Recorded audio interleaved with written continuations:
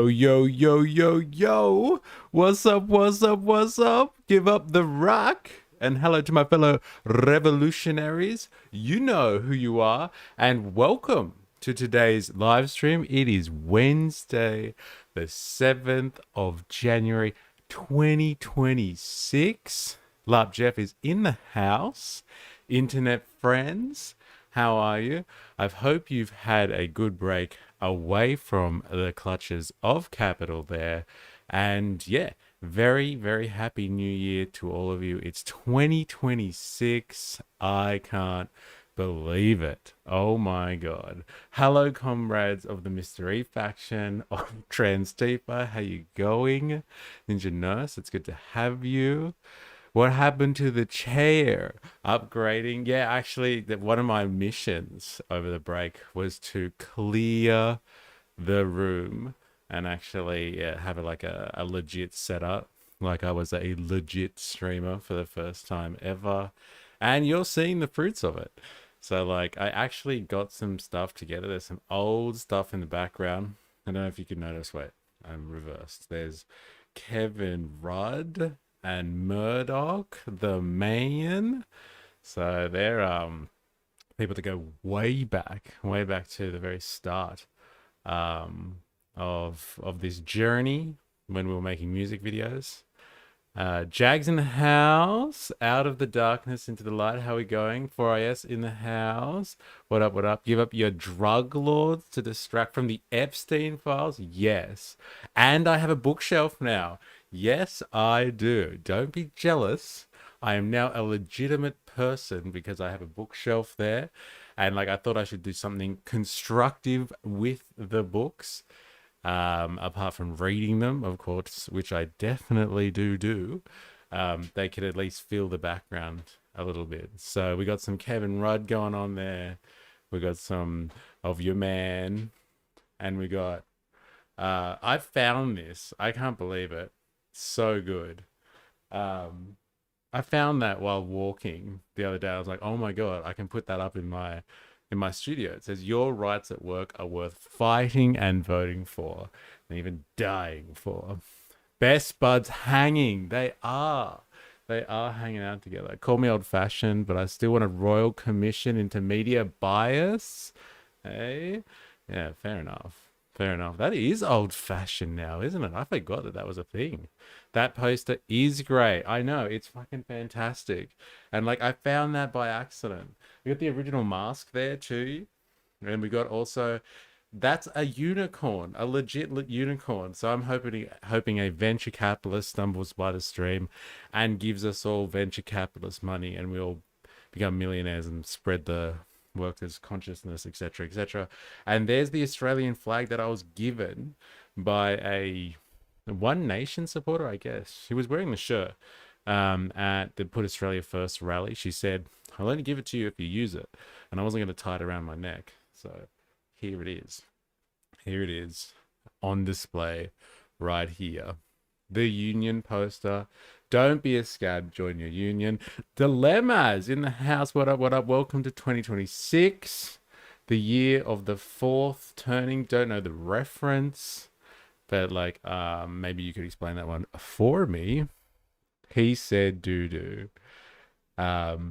Hoodoo. I wonder what you guys are talking about there. Ninja Nurse, the mystery mask. Yes, it's iconic. And it's up on the shelf, as you can see it.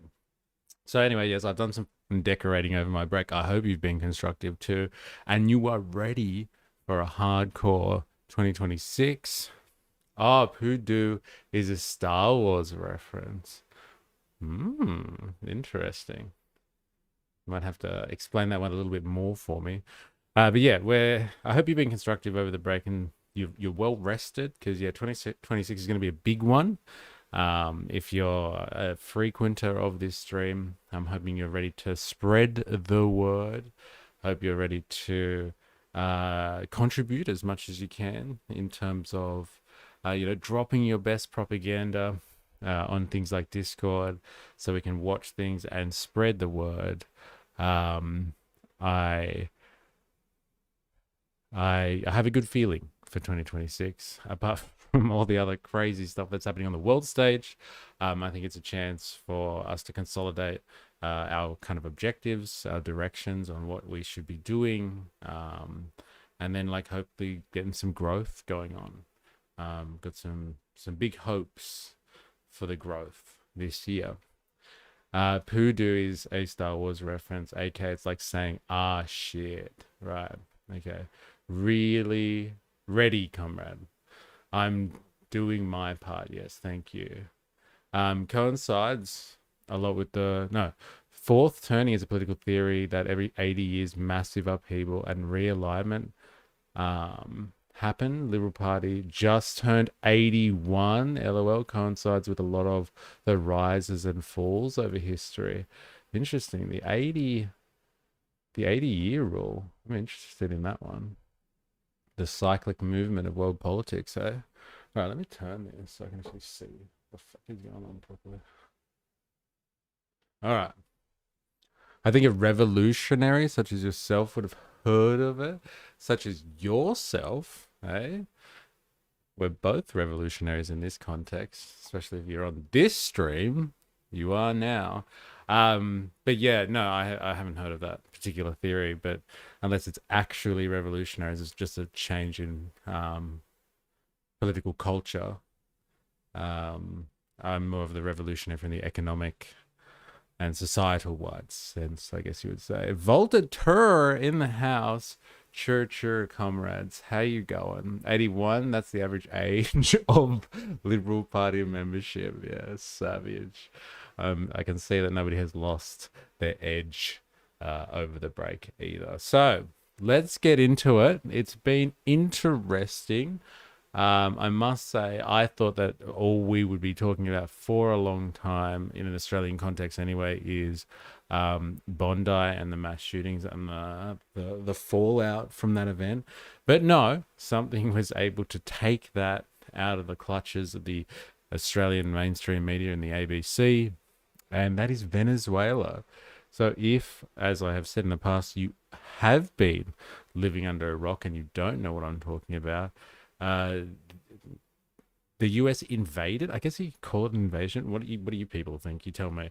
They invaded Venezuela. I think it was Sunday our time, and in the middle of the night, they flew in. I guess we know now why they've been setting up their aircraft carriers and blockades around Venezuela. It was always a question like, what are they really going to be doing there? I thought it would be a much more drawn out process than that. But yeah, at about 2 o'clock in the morning, I don't know, Eastern Coast time, they flew in to Caracas. They struck a number of areas around Venezuela, cyber attack, shut down energy infrastructure. So there was a blackout across Venezuela, as far as I understand. And they flew in like 150 airplanes. I guess you call them aircraft, from the mainland in US, in the United States, and like I said, they bombed certain areas of Venezuela, particular areas in Caracas, causing confusion, attacking anti-aircraft facilities that they had, and ducked into his presidential residence, which has been heavily, I guess you would say, guarded since this whole blockade situation has occurred. He's really been living in a special area. And yeah, they ducked in with supposedly Delta Force and took out a president, literally took him out, and his wife. Like, this is some crazy shit, I must say. Like, get the guy. But like, I don't know how his wife has anything to do with this and what type of charges she's up on, but I guess we can discover that today. But usually family members aren't guilty just by association. But hey, fuck it. Liberal society and all of its values are gone in the Trumpian age. This is now the age of the Dark Enlightenment. And so, all is fair, it would seem, in Trump's love and war. So yeah, they've taken him to New York race, basically. He's standing trial there. He's already had his first court appearance, as we will have a look at today. And it's pretty much on charges of drug trafficking and gun possession. Pretty flimsy stuff, if you ask me, for an international context. Like, at least, when Bush did it, it was like, they've got weapons of mass destruction and they're going to kill us. They're going to kill us all. Don't you understand? So, like, this was like grave existential threat to humanity stuff. Not like, hey, that guy likes cocaine and machine guns. Get him. Like, it's really an interesting justification for invading somebody else's country. You must say. Dilemma's pretty sure the French Revolution falls into the fourth turning idea. Just saying. Fair enough. And but like the French Revolution did go on for years and years and years. So it'd be interesting to see what part of the French Revolution fell into the fourth turning idea. Well, to tell anything to distract from the release of the Epstein files. There it is. It's been said again. And I think that's a really good point. It was just like, look, are we ready for Venezuela now? Like, can you just tell me when we're ready to go? And they were like, look, we're pretty much, we could do this right now if you wanted to. Conditions are good. We've got everything set up. And he's like, yeah, look, I need to get a distraction going on. I need to relieve some of the heat from the Epstein files. And they were like, we can do the Maduro thing if you want, Trump. And he's just like, you know what? Let's do the Maduro thing. Let's do that. Let's go with that one. And so they definitely have caused the conversation to steer away from anything controversial. And I don't think that's just about Trump. Like, to be honest, I think there's a lot of incriminating stuff for the American bourgeoisie generally. It really just shows you, and this is why the Epstein files is such a good example of class warfare. But it just shows you the other world that the bourgeoisie live in. They just live in a completely different universe to us commoners and us plebs. And they get away with murder, human trafficking, salacious parties, things that would destroy the rest of us. And it comes out in the Epstein files. And we're seeing like it's being exposed, the lifestyles of the ultra wealthy who control everything. And, it's a nice distraction. Hey? Call me a conspiracy theorist, but it is a nice distraction, that's for sure. Dilemma's got Maduro on machine gun charges, among others. LOL, like Capone on tax fraud. Yeah, it's ridiculous. It's absolutely ridiculous. But like Capone was American though. Like, what's the go, right? What's the go with the Maduro thing? Like flying into somebody else's country because somebody else in their country has got cocaine and like machine guns. Like, Jesus, come on. Boreas, if true, makes you wonder how far he would really go to distract in the future. Yeah, it does make you think. What else is on the fucking cards just to downplay Epstein? Probably, Volta, they were supposed to explain their redactions of files in Congress on the very day of the attack. Isn't that interesting? Eh? Isn't that interesting? Boreas, probs the French Commune falls into that theory. I admit I'm fairly uneducated on French history, as we all are, I'm sure. Quite the history they have got. The wife broke ribs in the arrest as well. Wild, yeah. And like, come on. I thought guns and drugs were constitutional rights. I don't know. You tell us, eh? And like somebody else's constitution as well, by the sounds of it. Their justifications are as thought out as my plans for dinner tonight. I'm assuming that means they are very thorough then. Very thorough. I didn't realize the sovereign country of Venezuela had to adhere to America's National Firearms Act. Yeah, like what the fuck? What is going on here? Liz Pixie. The definition of WMD just had narcotics added, at least fentanyl. Not saying that this is right, just that the political definition of WMD was expanded to support these actions. Coincidence? I think not at all. Responding to the WMD comment about rhetoric that supported the war in Iraq. Yeah. And like, at least that one was like, everybody could get down with that. It's like, okay, fine. That is a problem for humanity if they're developing weapons of mass destruction. But like designating him at the head of a cartel, the cartel de la Souls, and like making out like like the whole country of Venezuela, or 20 million people, are part of some massive sophisticated drug ring, and he is the head honcho of that, and as the head of a foreign narco-terrorist organization, he needs to be brought to justice. But if you have a look at the fucking charges, not one of the charges relates to the fact that he is a narco-terrorist or he's the head of a cartel and needs to be brought to justice. What the fuck? So they literally went into Venezuela then to get him because he had machine guns and cocaine. Like, I'm sorry, but there's probably a lot of people around the world that could be extradited or they could be sent to the US on similar charges. Like, there should be a lot of people around the world that are pretty nervous right now. It's pretty crazy stuff. Like, if that's the legitimate justification, as we know it's not, but like, there's not even the pretext of any reality behind this stuff anymore.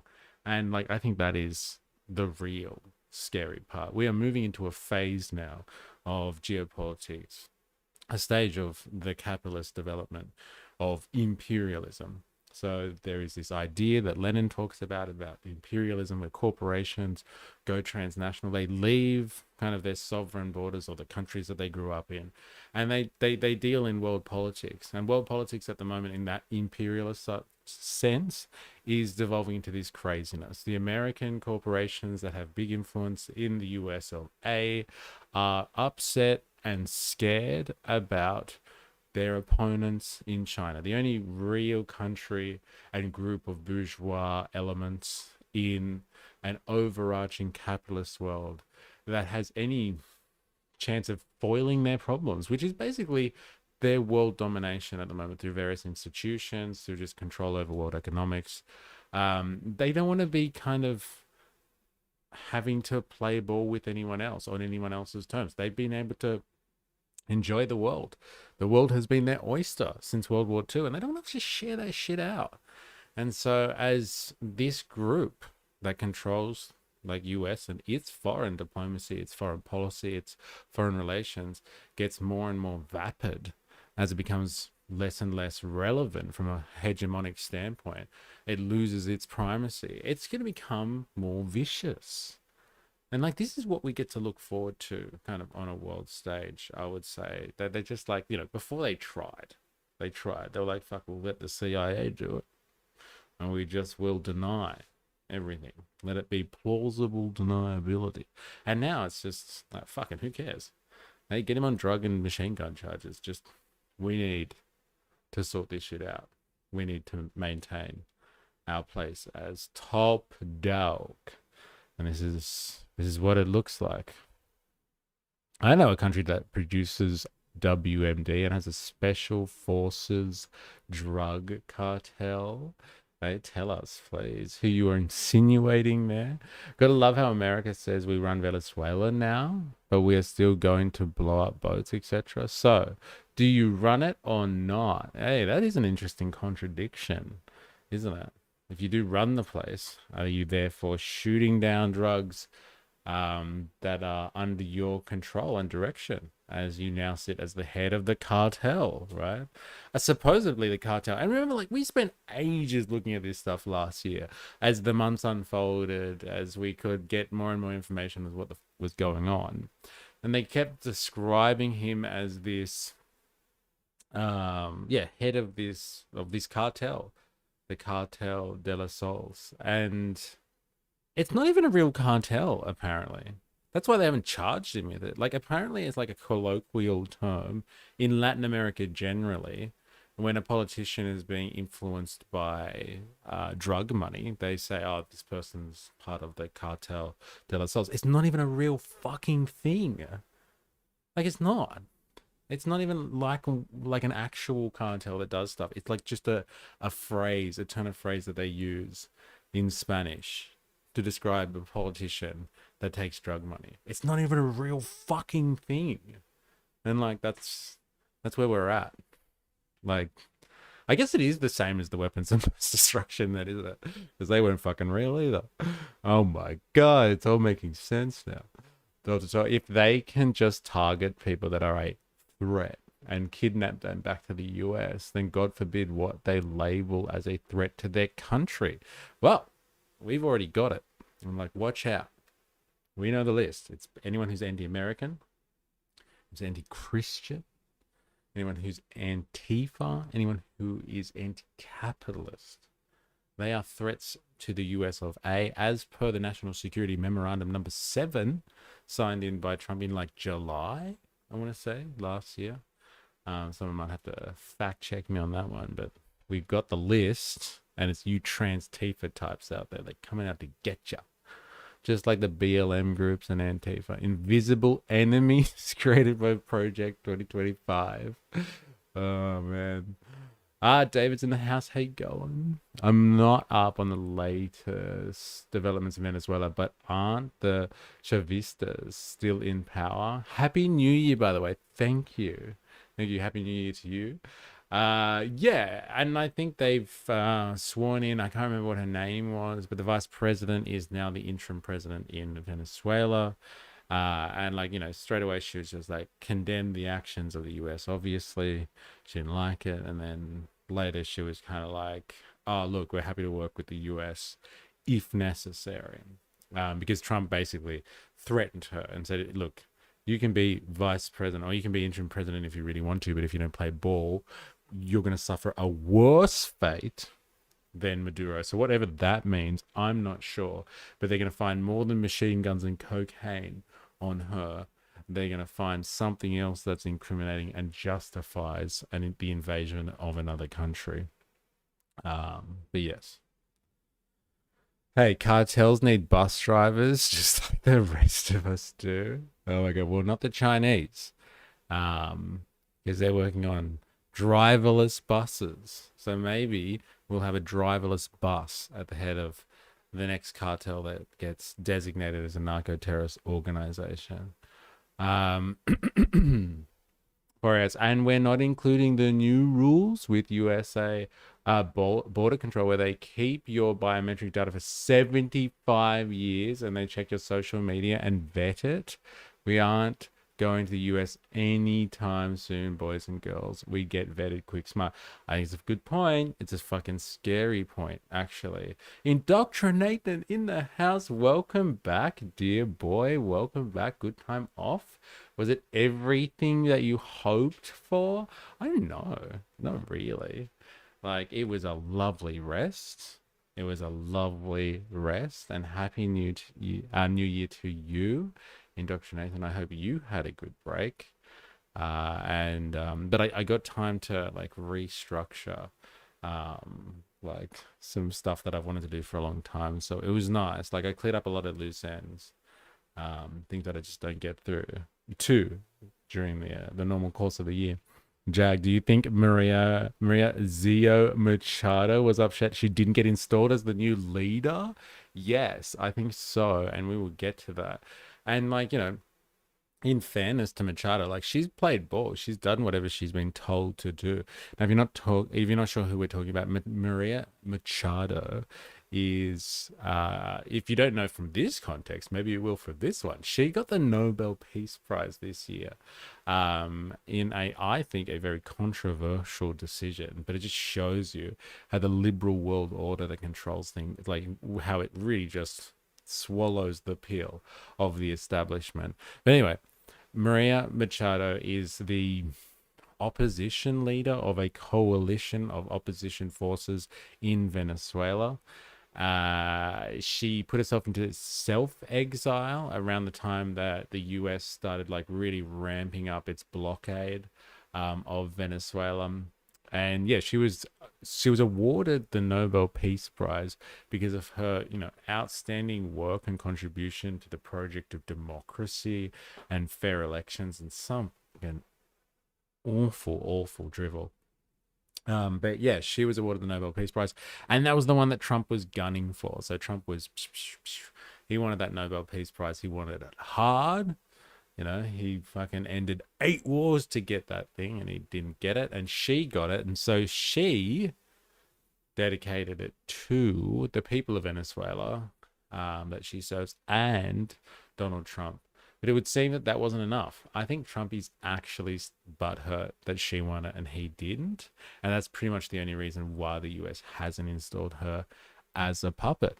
Like they actually want at the moment, or Trump has been like, I'm not too sure about Machado, but we'll let this vice president have a turn and see how she flies.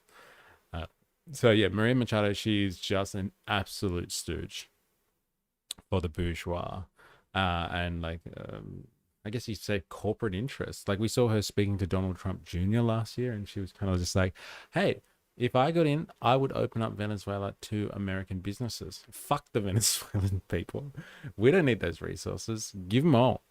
Give them all to American corporations. I will make Venezuela good for business. Classic neoliberal stooge that gets put on into every South American country. Look at Chile. Look at Argentina.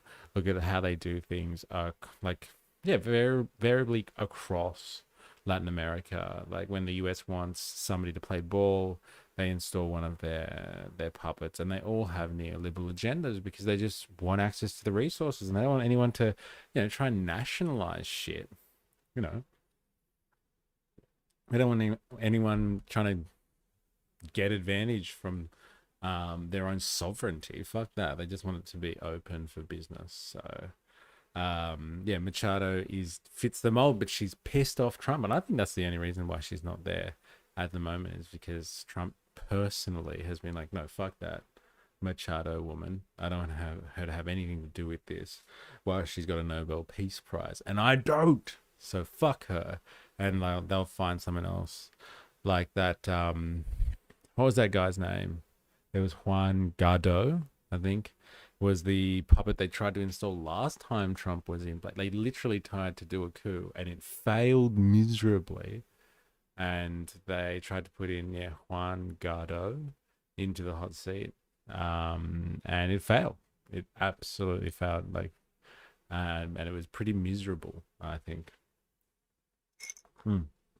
Miserable is not the right word. It was embarrassing, I think, for the Americans, and that's probably one of the reasons why Maduro is where he is now, because he has embarrassed them in the past and they haven't been able to get him. And so they've spent incredible resources doing that. So there's a lot of people that are celebrating from an American sense, I guess you would say, that this was just such a perfect operation. And we've seized these assets and the country's in our control, and we did it all, in the space of a few hours. And it's like, well, you've done this sort of stuff before in Venezuela, and it hasn't come off so smoothly. So don't pretend like this hasn't been going on for a long time. For years and years, they've been trying to destabilize Venezuela and kind of put Maduro into a position where his people hate him enough that they'll just depose him anyway. They'll just keep on putting the pressure on, and people will just be so upset with him that they'll want to get rid of him. And it just hasn't happened. They've been trying this for years, and now they're like, fuck it. We'll go with Delta Force then. Let's go with this one. Let's do this one. Keeping the peace on his knees for Bubba. He got the FIFA Peace Prize. Yeah, fair enough. It's so hot. It's so hot. Pretty ballsy even for Trump to move on a NATO country, but I wouldn't rule it out. I wouldn't fucking rule it out either. All the anti-war Americans saying, I'm not a neocon, but... ... Yeah, I know, right? But he was an evil dictator. And you know what? Look, you tell me, because I need your propaganda on this one. I'll put this to you, team. Honestly, the only justifications that I have seen from, basically liberal cucks and right-wingers on this one, who just, I guess, consume mainstream media talking points on Maduro, is just but he was an evil dictator. He killed thousands and thousands of people. He's oppressive, and they suffered of famine. Has anyone got any evidence to suggest that he's killed thousands of people, and the famine or the starvation that has occurred in Venezuela, the mass exodus that has occurred in Venezuela, has got something to do with his policy decisions and his rash actions, and not the fact that they've been incredibly sanctioned by the US. And like anyone who gets sanctioned and cut off from the global fucking economy, apart from, like, it would seem North Korea, anyone who gets cut off is basically doomed. It's like, being set off afloat in the middle of the Pacific Ocean. Good luck, you're by yourself. No help from the rest of humanity. If you can't survive, you can't survive. See you later. And like, that's been Venezuela. And from what I can understand is because of the assistance from China, and Cuba and other places, but like their economic ties to China recently, they've had a little bit of a resurgence, and they were back on the up after being like basically on life support, with no vital signs almost, and they've kind of started progressing again. And then lo and behold, America's like, oh, well, can't have that. And then, here comes Delta Force. So like, I would like to know like a skerrick of evidence out there to say that this guy is a dictator, because there's so many people are just like, yeah, well, I was a dictator, so let's do it. Let's violate international law, destroy, like completely disregard a country's autonomy and sovereignty, and let's just fly around the world picking off fucking politicians that we don't like. My New Year's resolution is to not correct your pronunciation anymore and watch you. Wait. I want to read what you said, because I'm pretty sure I actually said his name right this time. And watch you struggle and suffer. I said his name right. I used to say Guido, but it's not that. I actually said that right, I swear. Bubba, Trump got the FIFA Peace Prize because the requirement for that prize is you need to handle balls well. Hey, there it is. Bubba balls, to be precise. Well, so there is no evidence. So by that logic, every US president deserved to be kidnapped and put to trial. I tried searching for the claim and found there's no evidence for what Trump is saying. Trump admin hasn't provided all. Okay, and like, it's more than just the Trump administration. Like, it's the entire liberal media. You heard anyone in the mainstream media talk about this, and they're just like, oh, it's really startling that the Americans are able to do this. We're not sure how we feel about it. But he was an evil dictator who stole an election and oppresses his own people. So, there is that. And you're like, but how? No, that doesn't help. That's not phonetic. G Wido. Look, I just listened to someone pronounce his name, and they were from Latin America, and they did not say it like that. I'm gonna challenge you on that one right there. The rhetoric around this is a whole bunch of centrists saying, I didn't vote for this. Yes, you freaking did.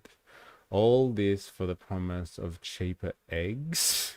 Time to reflect, America. For us, my response to what people who say, even if you accept that is true, two wrongs don't make it right. Does deposing a dictator make it okay to violate international law and invade a sovereign country because you want to? I think it's a good premise, isn't it? It's kind of like, well, okay, let's just say he was an evil dictator. Can you invade them and just fly in and take him out, kind of thing? Is that justifiable? Is it justifiable? I don't know. Dilemmas. I've heard Maduro nationalizing the country's oil affects American investors / oil companies, thus an attack on Americans. Don't you understand? Dude, don't you understand how it works? Yeah, that's actually pretty funny, isn't it? That is very funny. It is an attack on Americans. Right? We need their oil. Indoctrination, that's not even a justification for this. You remember those heavy crude refineries I was telling you about last year in the US, the Venezuela state oil company owns? Well, Maduro has already been in court and America has seized the refineries. Yes, they have. Yeah. Yeah, Guaido. Okay, got it. Guaido. And Maduro shipping fentanyl, allegedly killing Americans, kills Americans. But like, it's not even fentanyl that they're worried about that's coming from Venezuela, I thought. It's pretty crazy. I'm sure it'll all work out. Looks at Iraq. Yeah, like talk about another mass displacement of an entire population. People just, economy destroyed, like culture eradicated. And like, look at that. Meanwhile, one of the wreckages washed ashore in Colombia with traces of weed in it. Interesting. That's what they're going after. Like, is that a legitimate crime or is that a joke? Because it's pretty funny if it's a joke. Like, hey, it's got weed. But yeah, so unless you look, it seems like everyone is across this in great detail, and no one has come up and been like, no, he did massacre a whole group of people, or no, he definitely stole the election. I haven't seen anyone hardcore being like, no, there's questions about this. Saddam wanted to sell oil in euros. Gaddafi proposed gold-backed African currency to trade in oil in. Maduro started selling oil in yuan and euros. Fuck around and find out. You know, that's an interesting theory that you've got going there. It's an attack on the petrodollar system. And so like countries that have started to trade their oil or decided or made decisions to trade their oil in anything that is not US dollars suffers the consequences. And so it's not specifically about oil and American oil corporations, but maintaining US primacy. And the Americans are able to maintain their economic reality as long as the petrodollar system works, in the sense that people have a desire for US currency, and they're not trading, basically the most important commodities in the world in anything else but US dollars. But, also didn't America do something similar to this to Japan post World War II? I don't know. I haven't heard about this one. So that's an interesting little point there, Ninja Nurse. If you had a reference for that, that'd be interesting to know what they did. Jag. And limit Chinese access to energy. Yes. This new America is going to move on anyone trying to screw over America. Congress are sending out Karen emails to show up in court to justify screwing American business with her internet censorship. Any excuse will do. It's an attack on American dominance. There it is. And the production of a new, multipolar world is the rhetoric that you hear people talking about. Is that the chairman of the CORD that I see typing there? Happy New Year if you are alive and well. It's not like I haven't been messaging you on the side and you've been fucking ignoring me. So I hope you are well, chairman of the CORD, and you're ballsy enough to write a message in this stream. I hope it is you, and Happy New Year to you, good sir. I'll try and find a reference and post it in the you wouldn't read about it chat. Thank you. That'd be lovely.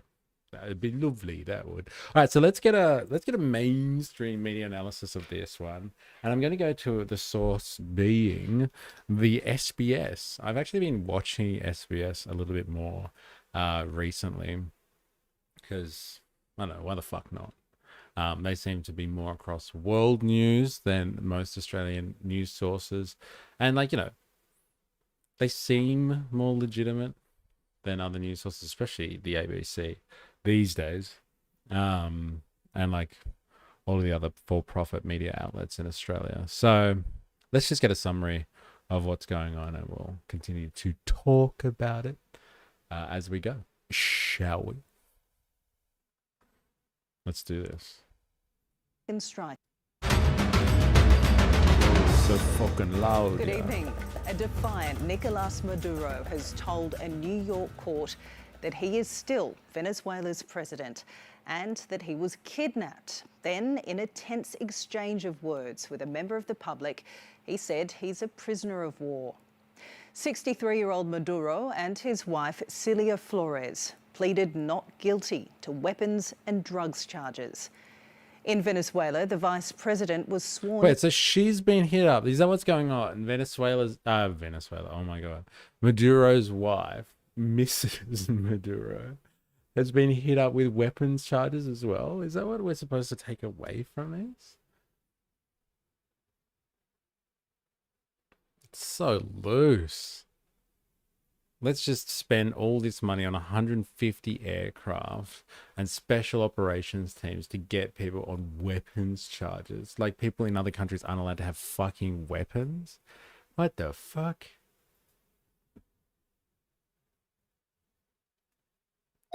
What are the charges against Nicolas Maduro's wife?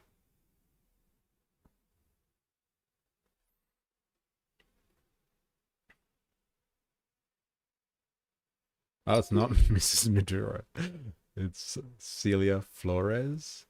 According to recently unsealed US indictment and reporting, criminal charges, Flores has been indicted in a US federal court alongside her husband, Nicolas Maduro, on multiple serious criminal charges: narco terrorism, conspiracy, cocaine importation, not fentanyl, that's interesting, possession of machine guns and destructive devices, conspiracy to possess machine guns and destructive devices.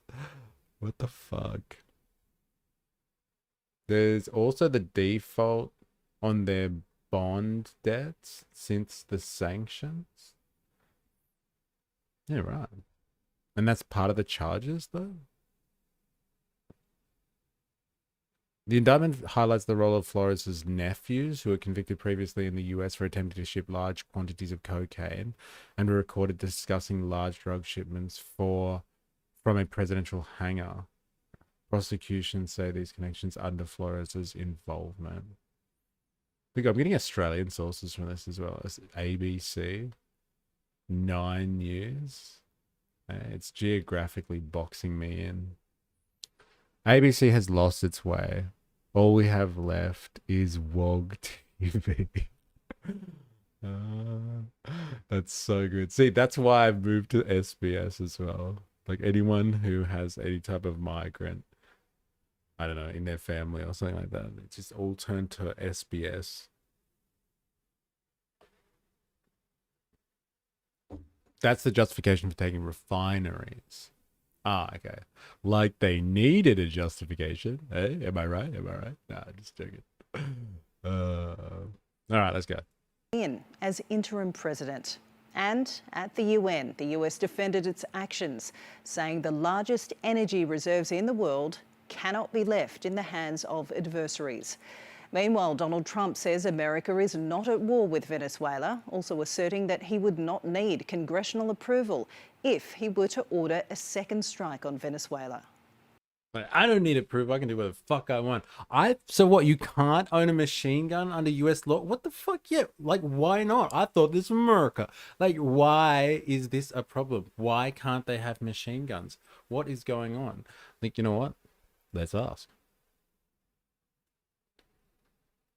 Why can a woman from Venezuela not have machine guns? Is that a reason for arrest in the US?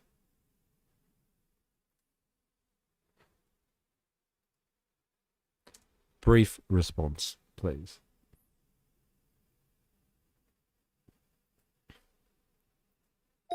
Can't be full auto in the States. Oh, right, yeah. I charge with possession of machine guns and destructive devices in connection with other crimes, not simply for being Venezuelan or owning guns in Venezuela. US law makes it a serious crime to use or possess machine guns in furtherance of violent or drug-related crimes that affect the United States. The indictment alleges that the defendants were involved in a drug trafficking, narco-terrorism conspiracy that harmed the US, and that weapons were part of how these crimes were carried out. And that's what the US is prosecuting: the combination of violent criminal activity and guns, not the mere fact of being a foreign national with weapons in another country. So a Venezuelan official isn't automatically arrested by the US just for owning guns. It's because the US alleges those guns were part of a criminal scheme that trafficked drugs into the United States and supported violent acts. That's from the ABC. But what about my M16? Tom Jones is back. G'day, mate. Viva Venezuela. It's good to have you, Tom Jones. Can't be full auto in the United States. Under US law, you can't own a machine gun in a foreign sovereign country. Checks out. Yeah, like what the fuck? Oh no, but it comes together with this narco terrorism conspiracy charge. So that's where the charge is. Can't have full auto, but you can install a forced reset trigger. Interesting. Even most Americans can't have a machine gun in America. LOL. Not as free as they want us to believe. So the technicality, I guess. So different set of rules for them foreigners then. AR-15s are like candy in America. And yet it's your black. Oh no, if you're black, you're just dead. So dot. Interesting. Very interesting. Well, look, it's a weird one, can I say? Yes, one of the best memes, most memeable parts of Futurama. You are technically correct. The best kind of correct.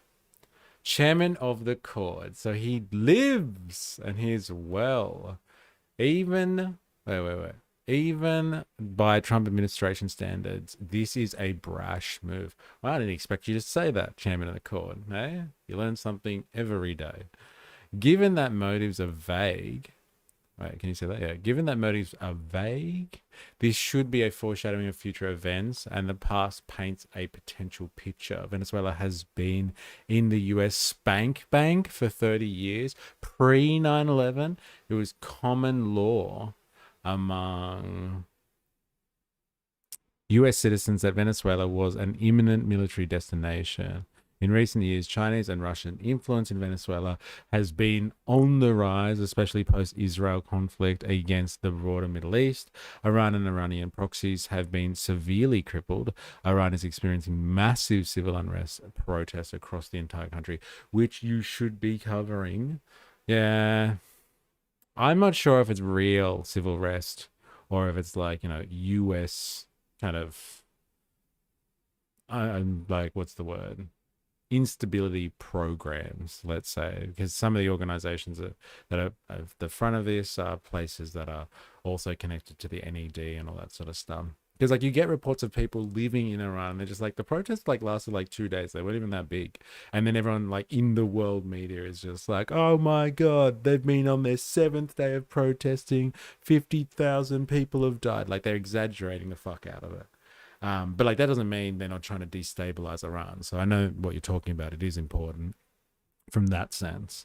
The US needs a local and exclusive alternate oil vendor locked up before the war in Iran begins. Shall we break open the spank bank? Also, I haven't touched my phone in weeks. Merry Christmas, homo. Yeah, it's about time you said Merry Christmas to me, Stooge. It's good to have you. It's good to have you.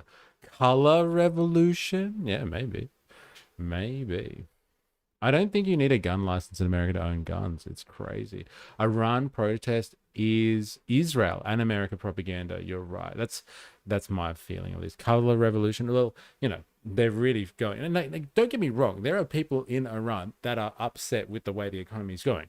I think everyone would understand that. And it's the same shit in Venezuela. Like people were being really affected by the fact that the Venezuelan economy was hugely affected by bad relations with the US, by sanctions. The same thing has happened in Iran. They've got they're on the naughty list when it comes to the global economy, and so their economy has been fucked on, and so people are struggling, and so people are upset about the economy. But are they calling for an end to the regime?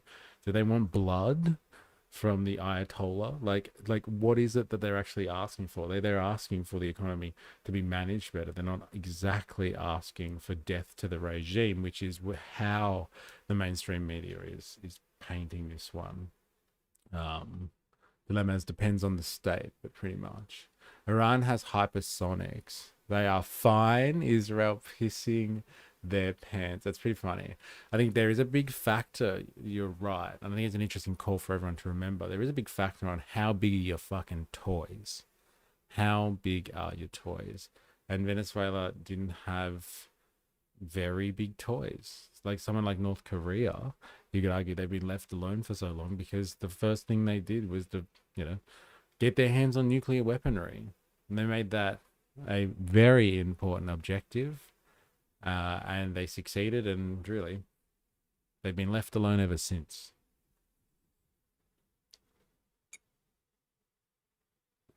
Wait, based on this logic, Russia is breaking US law. Technically, every sovereign country is breaking US law. The only kind of law that and Christ's law. Yeah, like everyone's subject. That's what I said. If this is really the charges, someone had cocaine on them and machine guns, there'd be a lot of people around the world that should be pretty fucking nervous right now, because they might be next on the chopping block. That's why comparing gun stats with America versus Australia doesn't work. When people want gun laws relaxed in Oz, it's not about removing the license. Tom Jones, yep, all Venezuela and Iran problems are Western sanctions. You're very intelligent, mate. Thank you very much. Thank you. Hope that's all sarcasm. But I think there's a lot of pressure that comes out of the power that the US has. And then everyone can turn around and be like, look, their economy sucks. They can't even manage their economy. Let's get rid of them. If Trump went into Venezuela to stop China getting resources, how does he feel about our biggest trading partner? LOL. Yes, right. And where's the limit on that one? Could you imagine? Let's fast forward 10 years into the future. Dilemmas. Pauline Hanson is prime minister, and Trump decides that our biggest trading partner shouldn't be China, and then he flies in the middle of the night into Canberra with 150 aircraft, takes her out, and then gets her on what type of charges could he get her on? She's probably done coke in her life, I'd say. Gets her on coke charges. She hangs around in Canberra enough, so why not?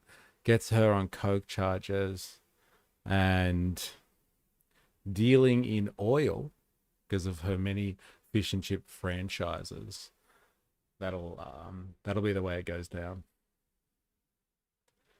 Voltator.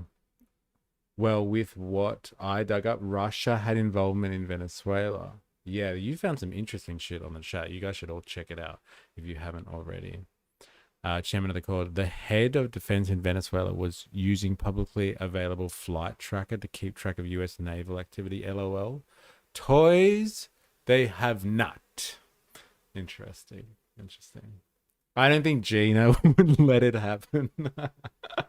Also, Pauline's many girls' trips with Gina. It's funny. Now Albo and getting Geordie kidnapped. I wouldn't rule it out. Nah, he'd be more likely to goth Albo if he steps out of line, right? Yeah. The world is at the sanction and the ban of American stage only way to make them learn. Yeah. That's right, isn't it? All right. Let's get back to SBS WOG news. Dramatic early morning scenes in New York. And that's what's happening right now. You were looking at live pictures. Every moment of the high-stakes transfer captured in real time. Venezuela's deposed leader, Nicolás Maduro, and his wife, Celia Flores, surrounded by armed US officers headed to their first court appearance. The longtime president, now a defendant on US soil, following his extraordinary capture in Venezuela 2 days earlier. Hands zip-tied together, the 63-year-old and his wife were led to a sports field a short drive from the Brooklyn detention centre where they were being held. a waiting helicopter whisking them above the iconic city to their arraignment. After touching down in Manhattan, Maduro and his wife were loaded into an armoured truck.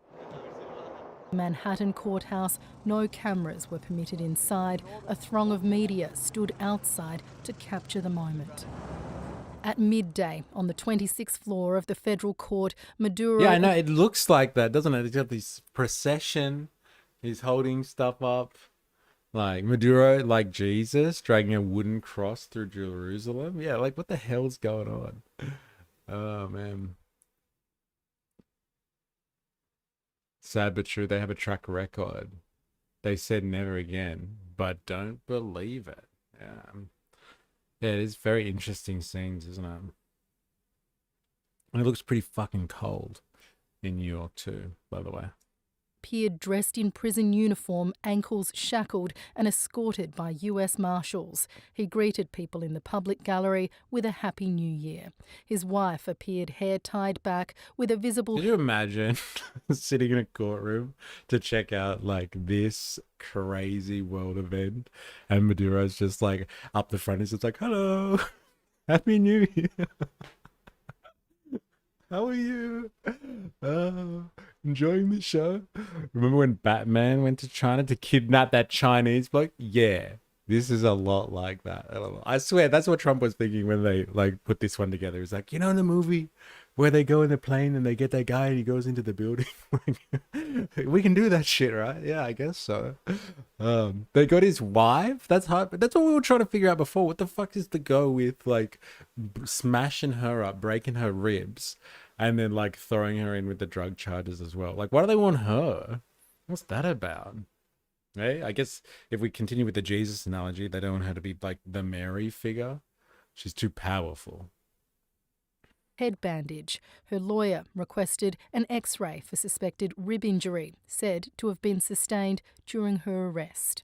Prosecutors laid out the 25-page indictment, which included the drugs and weapons charges. If convicted, they could face life in prison. Maduro and his wife pleaded not guilty to all charges. While much is being said about the legality of Maduro's capture... Look how fucking tall he is as well. Look at him. Like there's one hardcore, and like maybe he's just got big boots on. Like he's a big man. Just imagine the instant boner Hegseth got when Trump gave the mission to go ahead. Any chance to flex, right, for Hegseth? Any chance? Yeah, we can do that, sir. We can do that. How would you like it? Huh? I'd like it hot. So hot. A former federal prosecutor says that it's unlikely to stand in the way of these court proceedings. There's case law going back to the 1800s where the Supreme Court said even if someone is unlawfully kidnapped and brought to the United States, as long as the underlying indictment is valid and there's evidence to move forward here in the United States, does not affect the criminal prosecutions. Outside Isn't the that crazy? Like the precedent in American law is like, hey, look, we don't care how they got here, but they are here. And have you got a real charge against them? Well, yeah, they had machine guns and drugs and shit. Oh, well, fuck, we got ourselves a case. Like, we don't want to know how they got here. And we really obviously don't give a fuck. We don't care how they got here. We just want to make sure that we are able to bring them to justice in the American way.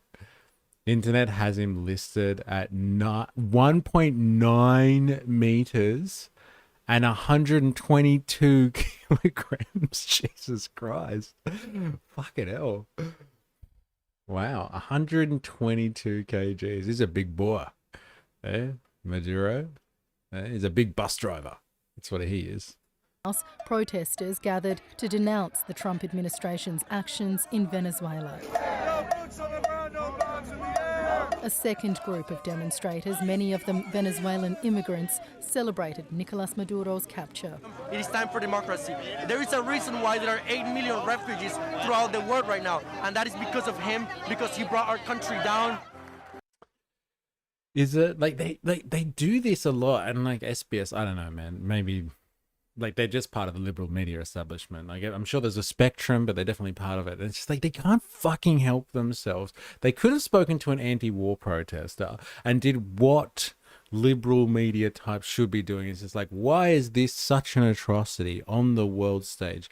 Can you tell us how fucked up it is that one country gets to decide the internal politics of another and act as the world police? Can you tell us how fucked up that is? And instead they go to like these Venezuelan expats who move to places like America because the economy is fucked and they can afford to get out, and they're pretty happy to blame all of it on their political opposition. And so like they just go after these expat Venezuelans constantly, and they're just like, what do you think about this situation? And they're just like, well, obviously it's beautiful. Like, I don't agree with this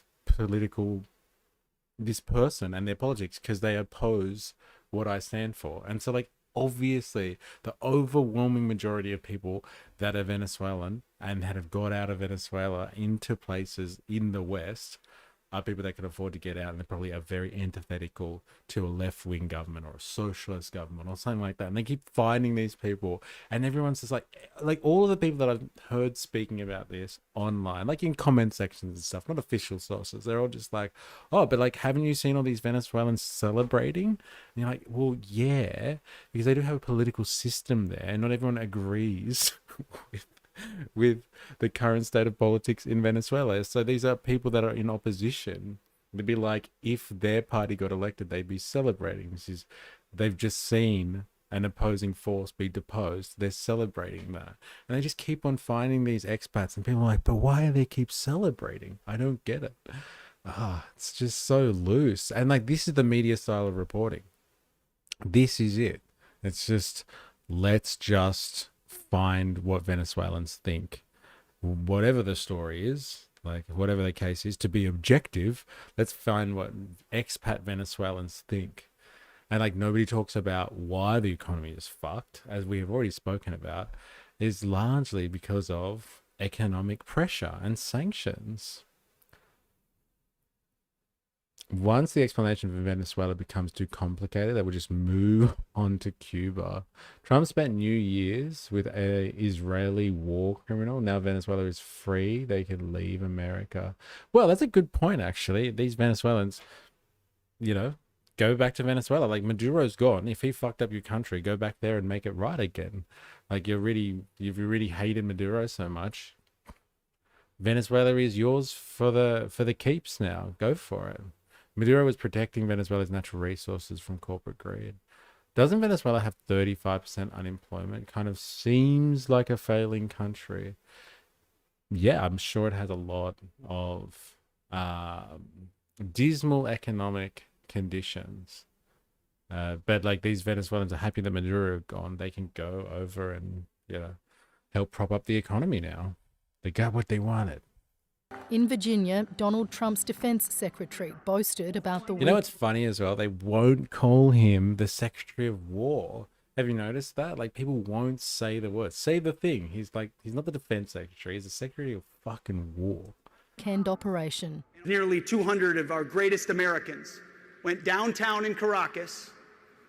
It seems those Russian air defenses didn't quite work so well, did they?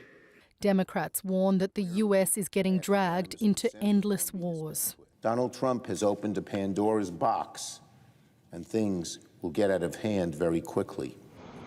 Nicolás Maduro and his wife did not apply for bail. They'll reappear in court on March 17th. Virginia Langerberg, SBS World News. Venezuela, meanwhile, has a new interim president. Legit, you're not wrong. There are people who you've interviewed who'd celebrate if this happened to Albo, if Pauline was installed. Yes, like, they're just political opposition. Like, they don't care about Maduro at all. They have a different idea of how Venezuela should be run, and that's why they probably left. And these are the ones that could have left and moved to Western countries, and they just conglomerate these people and they interview them like it's being impartial news. And it's like, well, why aren't you finding then, if you want to be so objective about it, why don't you find Venezuelans who support Maduro and interview them? Why not? Hey? It's just they keep finding footage of people celebrating, and then everyone who watches it is just like, oh, I guess all the Venezuelan people are very, very happy about this, I guess, and everyone's gonna be returning home. Eh?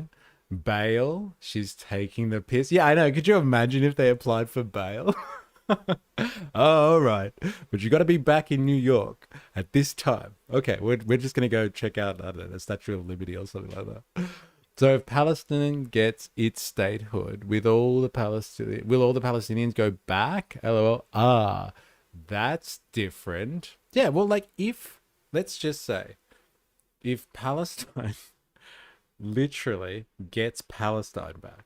Okay, so like the entirety of the landmass before Israel set up its state, I would just assume by default, yes, most Palestinians would be like, fucking great. Like, we've got the land back, the entirety of it. Israel is now gone.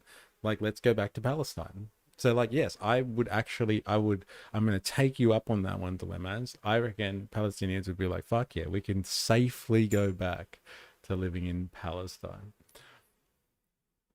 You should respect the position of the Australian PM, even if the bloke currently there is a goose. A lot of the same people who screech about free speech until their adversaries are silenced, then they party.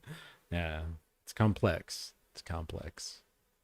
President Delcy Rodriguez officially sworn in after interim president. Vice President Delcy Rodriguez officially sworn in after the High Court on Saturday ordered her to assume the role, and the country's military threw its support behind her. En el nombre de Dios Todopoderoso. A visibly anxious Delcy Rodriguez took the oath of office, declaring herself pained by what she called the kidnapping of Nicolás Maduro and his wife. Vengo con dolor, pero debo decir que vengo también con honor. Did you see the UK politician in Parliament asking why they can't kidnap Netanyahu and hold him on trial for war crimes? No? Can you link us? Please. Please. That's fucking hilarious. Get that guy a beer. Palestinians under military law, no right of return, Israeli law. LOL, no Palestinian is going to move back. Nah, come on, bro. If they get the whole of it back, like, and Israel just lifts itself off and disappears, goes on to become like a floating city or something like that, and just travels around the Mediterranean. Like, why wouldn't they? Why wouldn't Palestinians want to get back? Like, if they set up a nice life for themselves somewhere else, right, over, blah, blah, blah, blah. But like, if they could go back, like, why the fuck wouldn't they? Like, I don't get it. I don't think it's that complex. It's just extreme tribalism.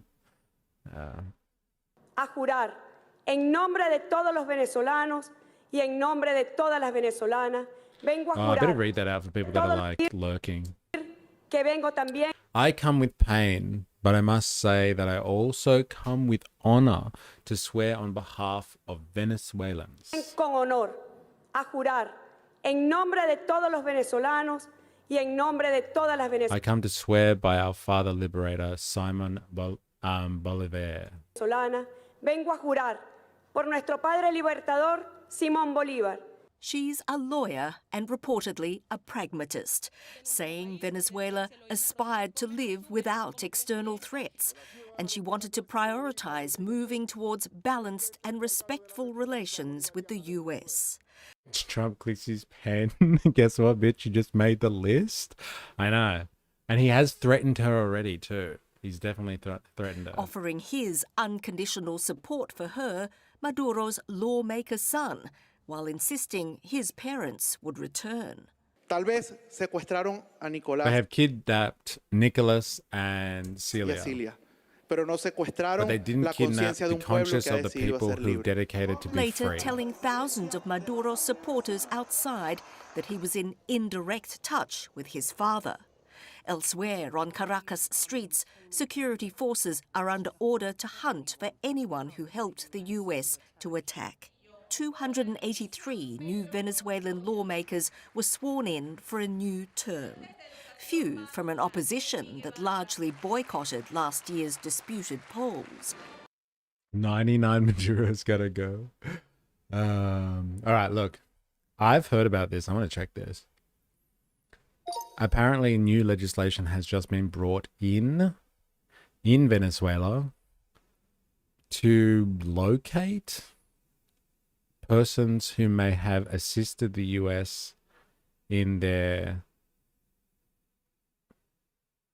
abduction of President Maduro.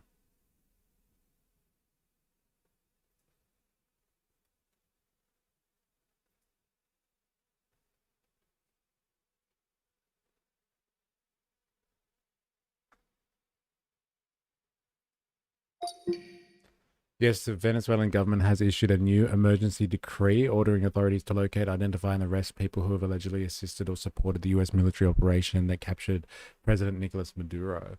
The decree calls for police at all levels to find and detain anyone accused of promoting, collaborating with, or expressing support for Caracas cause a US armed attack that ousted Maduro. Those detained could face criminal charges related to treason, collaboration with foreign forces, or threats to national sovereignty under the state of external commotion.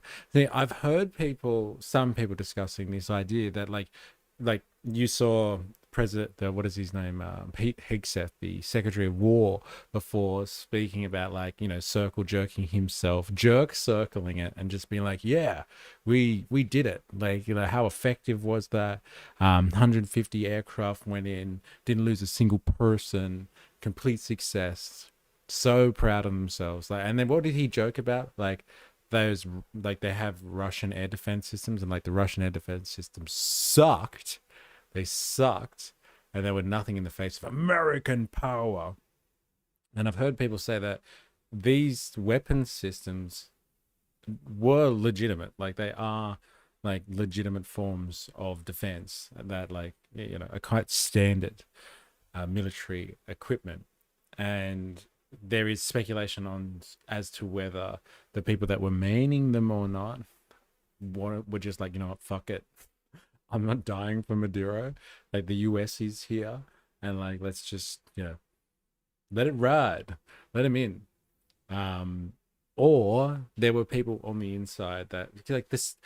About 3 or 4 months ago, we read an article. I think it was in the Wall Street Journal, I want to say, and Trump had greenlighted months ago, officially greenlighted months ago, the idea that he was allowing CIA operations to be conducted in Venezuela. And so it was open, for the world to see that they were sending the CIA in to operate in Venezuela. Now, unless they are completely, I guess, defunct or devoid of any purpose in Venezuela, they were completely unsuccessful, they would have done something there. And it is likely, although much speculation, but it is likely that they had assistance from the inside. They had people in the right places that were able to kind of just not press the little red button and retaliate to the Americans in any significant fashion. Another thing that I heard people speaking about as a justification as to kind of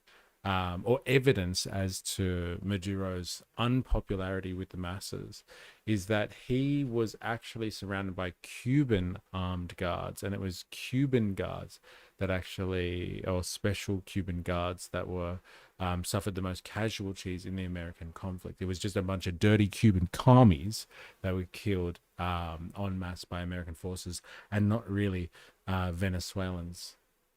And these people were kind of saying, look at how unpopular Maduro is. He can't even have real Venezuelans who protect him. These are special Cuban forces that are his armed guard. And so there is some speculation out there, because it was just such a success, and you can have Hegseth up there jerk circling himself, that they must have had some inside assistance there. So here it is. We're talking about days afterwards, there's been a special decree to go in and find persons in Venezuela that may have been providing assistance to the US. And I don't know,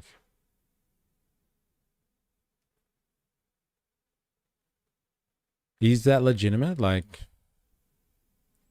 I think it seems definitely plausible.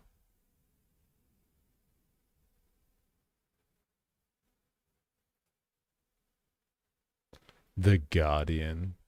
Classic. Venezuela's rulers have deployed armed militias to patrol streets, operate checkpoints, and check people's phones, and crack down to consolidate authority after the U.S. attack on Caracas.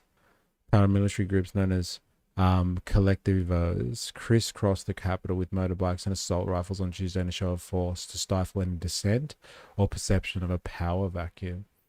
Man, what a fucking crazy place that would be right now. The patrols stopped and searched cars and demanded access to people's phones to check their contact messages and social media posts in a stark demonstration to the population that the regime remained in charge despite the abduction of President Nicolás Maduro. Interesting. An emergency decree has sought to stamp out any public celebration of Maduro's ouster and ordered police to seek and detain everyone involved in the promotion or support of the armed attack in the United States.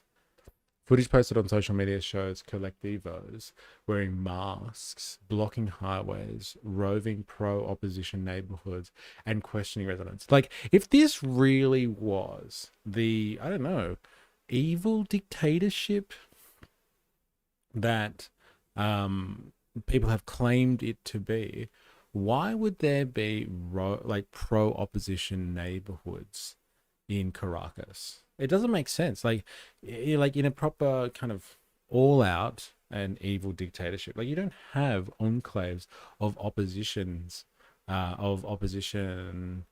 movements. You don't allow them to exist. Really, you stamp them out. You get rid of them. Prompting people to warn friends and family via WhatsApp and other platforms to leave phones at home or scrub them of political content.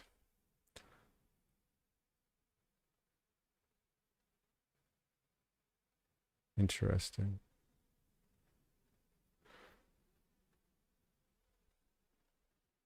You know much about Simon. Wait. I can't read this stuff anymore. Where was I?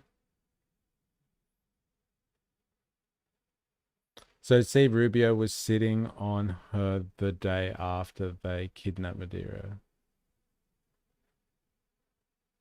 The anti-war American saying, "I'm no neocon, but..."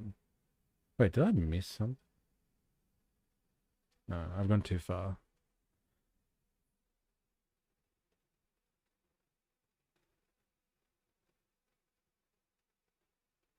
You know much about Simon Bolivar.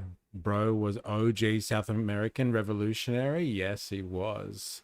Anti-colonialist. And that's why when Venezuela had its revolution, its socialist revolution, it was called the Bolivarian Revolution, in homage to the man himself. Tom Jones, Venezuela a weak, easy target, especially to American coward shit. Bolter couldn't find the video because apparently it was AI. LOL, dang it. Pretty good AI though. Hey, I'd pay that. Sent the CIA after the meeting with Zelensky. Hey. The moment of fear when fortunate sun and choppers are heard in the distance. Russia invested roughly $20 billion since 1999 in Venezuelan oil companies. That's a lot of coin, isn't it? Hey, a lot of treasure. America killed civilians. Venezuela also gets most of their weapons from Russia. Yes, their weapon systems, aircraft too, apparently, and anti-aircraft weaponry. Yep, 99 Maduro left on the wall. Yeah, but it's The Guardian. They would report a family of Arabs having a picnic at Sharia law rally. I mean, I've lived through a military coup. That sounds exactly what I lived through.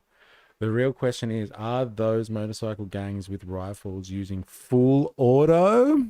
Because that matters, apparently. Well, if they are using machine guns, they should all be rounded up and sent to New York for a holiday without bail. I think it's over dramatized. They're mainly checking highly suspect people, not everyone. Yeah, AI is getting better. I've been caught out a few times. Yeah. Well, it's interesting. Last year we started watching, like at the end of the year, I started watching this thing with Yanis Varoufakis, and like, what was we, like a few minutes in, and I'm like, what the fuck is this AI? And it was AI Yanis. And I saw him speaking the other day. And he was kind of like, oh, there's so much AI slop of me on the internet. And he was like, someone sent me AI slop of myself. And he goes, it was 3 minutes in. And I said something like AI me said something. And I was like, I wouldn't say that. And then he was like, oh, holy shit. I don't have that shirt. The shirt that they were wearing, that he was wearing. He's like, I don't have that shirt. I've never worn that shirt before. So like even he was confused by himself. And the only thing that tripped him up was 3 minutes in, a word, and the fact that he was wearing a shirt that he doesn't own. Fucking crazy, man.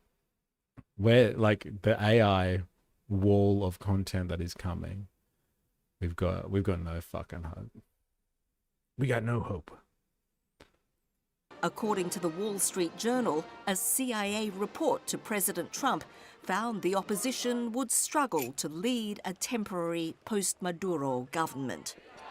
Tonight, potentially complicating matters, exiled opposition leader and Nobel laureate Maria Corina Machado has vowed to return home as soon as possible, calling Ms. Rodriguez one of the architects of torture and narco-trafficking. At the UN Security Council, Venezuela's representative. Allowing such acts to go without an effective response would amount to normalizing the replacement the US of law ambassador with might. Arguing Venezuela. It's a pretty good call. Eh? Would amount to normalizing. So allowing America just to do this and get away with it would amount to normalizing the replacement of law with might.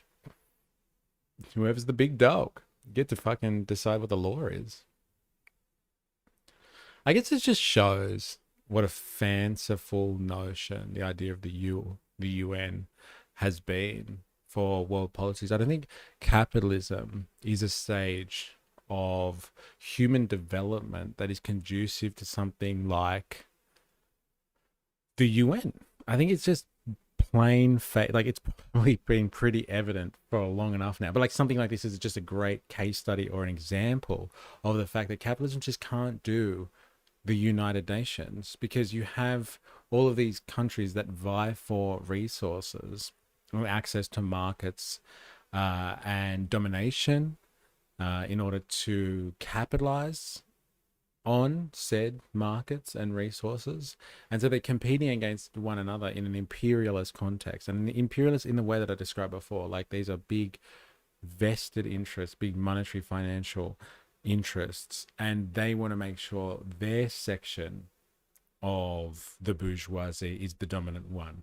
It's no longer like nation versus nation. It is sections of a rich and wealthy upper class out there, and like they've made little networks and formed alliances amongst themselves, and they want their group to survive. So it is the American bourgeoisie and everyone who's aligned with that from all over the world, particularly in the West, you would say, and particular parts of the Asiatic region, and the new Chinese bourgeoisie that is controlled or is held together at the behest of the Communist Party of China.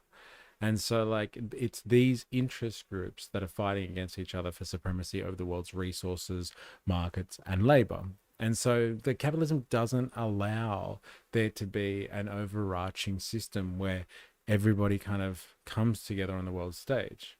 Now, the idea of socialism was that it was international. It was supposed to be an international movement because the working class is international. It's not separated by borders. Everybody who works to survive in the system, we know no borders. And for a long time, we didn't really have nationalities, passports, and all that type of stuff. If you wanted to go somewhere because you wanted to work somewhere else and go to another country to find a better opportunity, as a working person, as a laborer, as whatever, as someone who produces value, you just got up and went somewhere else. If you had skills, you just went to that place and you tried to find work for yourself. And so like, I don't think, I think it's just really shows the UN. It was a nice idea when after World War II, like everybody else was completely fucked, and it was just the Americans who had really the power to do whatever the fuck they wanted. The UN was a great idea because there was really one person that controlled everything. But now there's, this potentiality for a multipolar world to develop. The UN is completely fucking redundant because you have people competing in a multipolar context. They don't give a shit about what the UN thinks. They don't care about what the UN thinks at all. They think about their interests primarily. They don't think about solidarity. They don't think about this idea of, being part of a bigger picture is beneficial to the human race. It's not about the human race at all. They don't care about that kind of utopian nonsense. It's just all pie in the sky stuff that you could have one big happy human race, one big happy planet. It's just, I don't think capitalism is a stage of human development where we could have something like, international law where we all agree on what the standard is on something. Like you don't attack somebody else unless it's basically completely justifiable on a world stage. Everyone kind of agrees, hey, you guys should go and have this out because you guys have got some fucking problems. So have at it.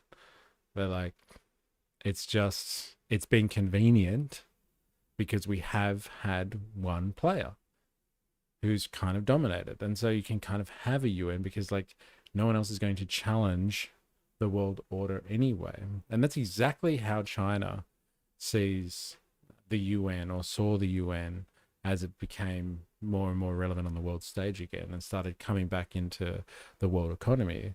It was just this was the world order that was established post-World War II by the victors. So the Allies set up the UN because they could, because they were victorious, and who was going to stand in their way? And the Russians didn't like it, or the Soviets didn't like it, the Chinese didn't like it, because it was just a reinforcement of the world order, the Allied victory, the victors after World War II.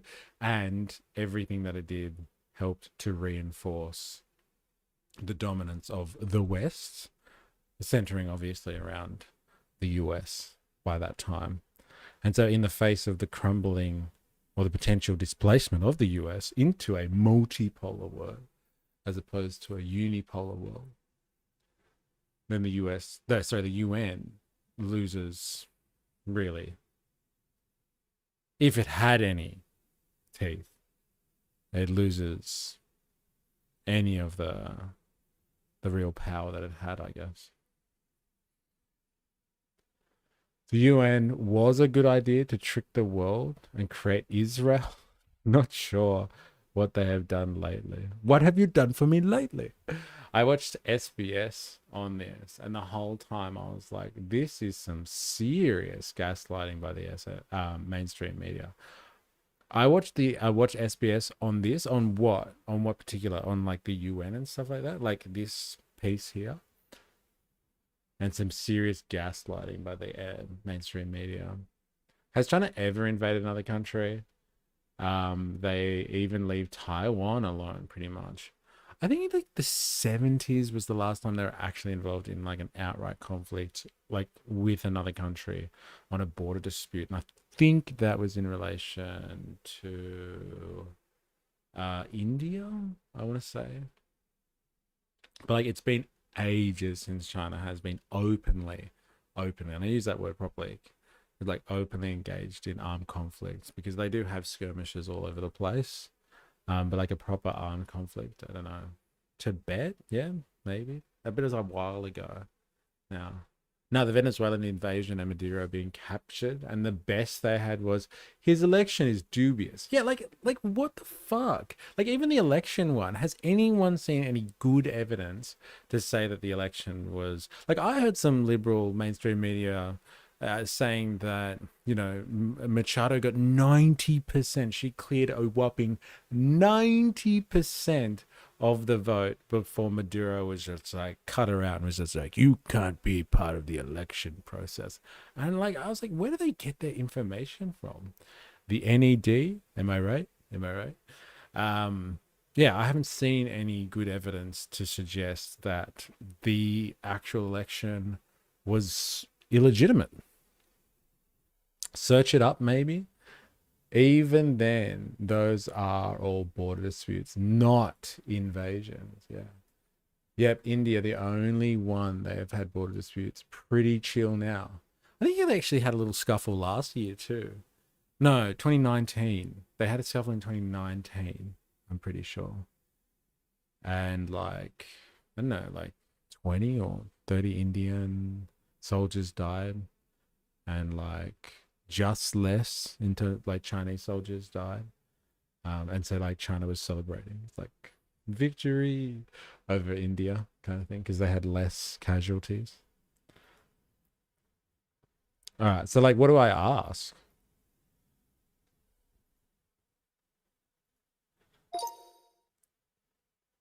Is there any evidence to suggest that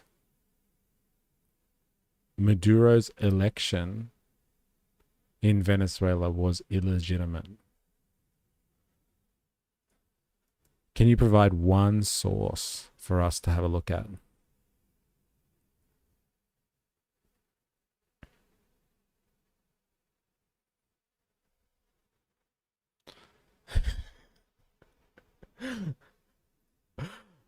Key evidence and criticism. The Organization of American States, Election Observation Department.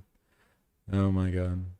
The European Union, the United Nations panel of experts that the election lacked basic transparency. Oh, there you go. Hey, the UN. I was just not critical of the UN at all. Obviously legitimate. Here's a detailed summary of the Organization of the American States.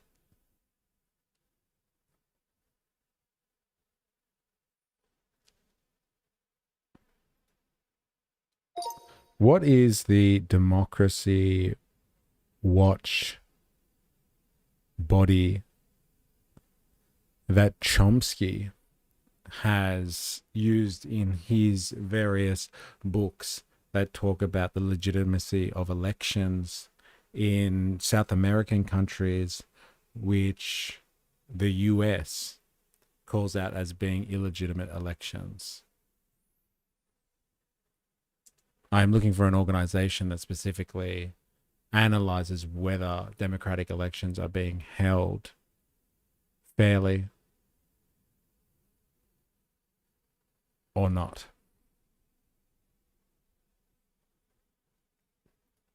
Okay, so this is the source that they've given us here.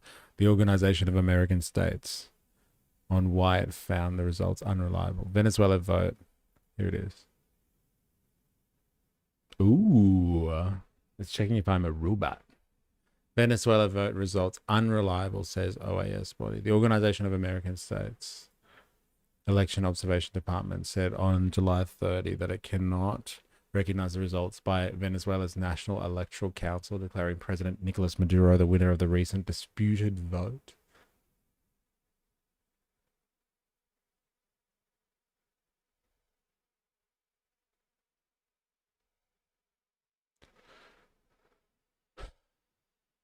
Venezuela's National Election Council has shown itself biased towards the government. The CNE said Maduro won 51% of votes, but the opposition said the 73% of vote tallies to which it has access showed the candidate Imundo Gonzalez had more than twice as many as Maduro.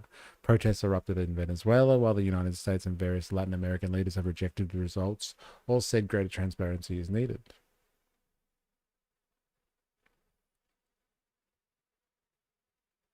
Wow, this article is pretty light. Seems legit. But it's more like who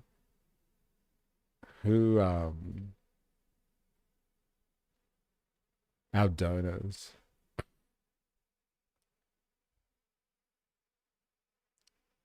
Ministry of Foreign Affairs of Finland, SIDA.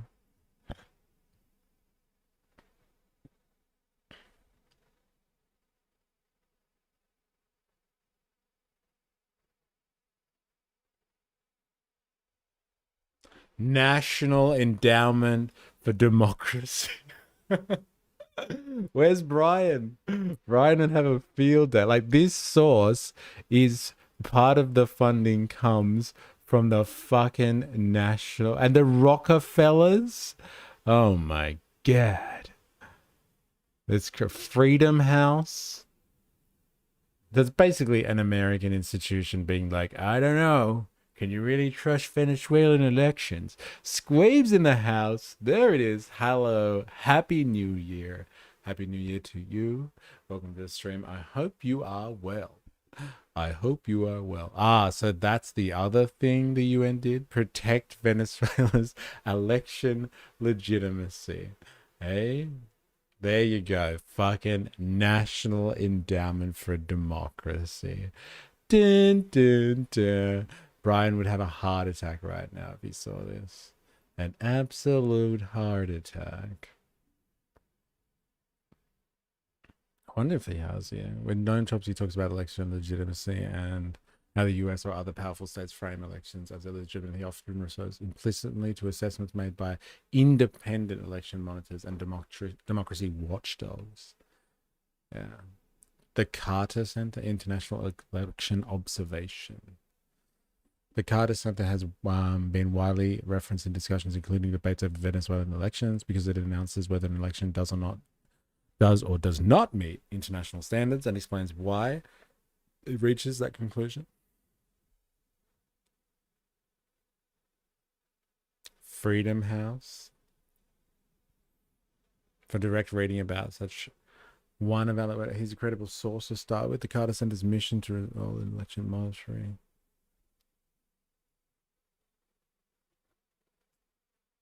I wonder if it is the Carter Center that I've remembered Chomsky talking about.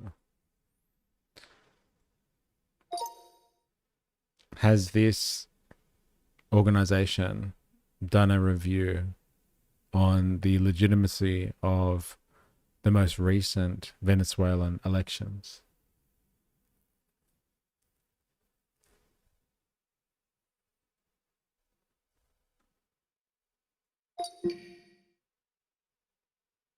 There's the Carter Center, the respected US-based democracy watchdog, did observe the public assess Venezuela's most recent presidential elections. They concluded the process did not meet international standards of electoral integrity and cannot be considered democratic. The National Electoral Council did not publish vote results broken down by polling station. The center said the electoral process failed to meet international standards at numerous stages: transparency, freedom of campaign. Because of these issues, the Carter Center stated the official results could not be confirmed as reflecting a free and fair democratic process. There it is.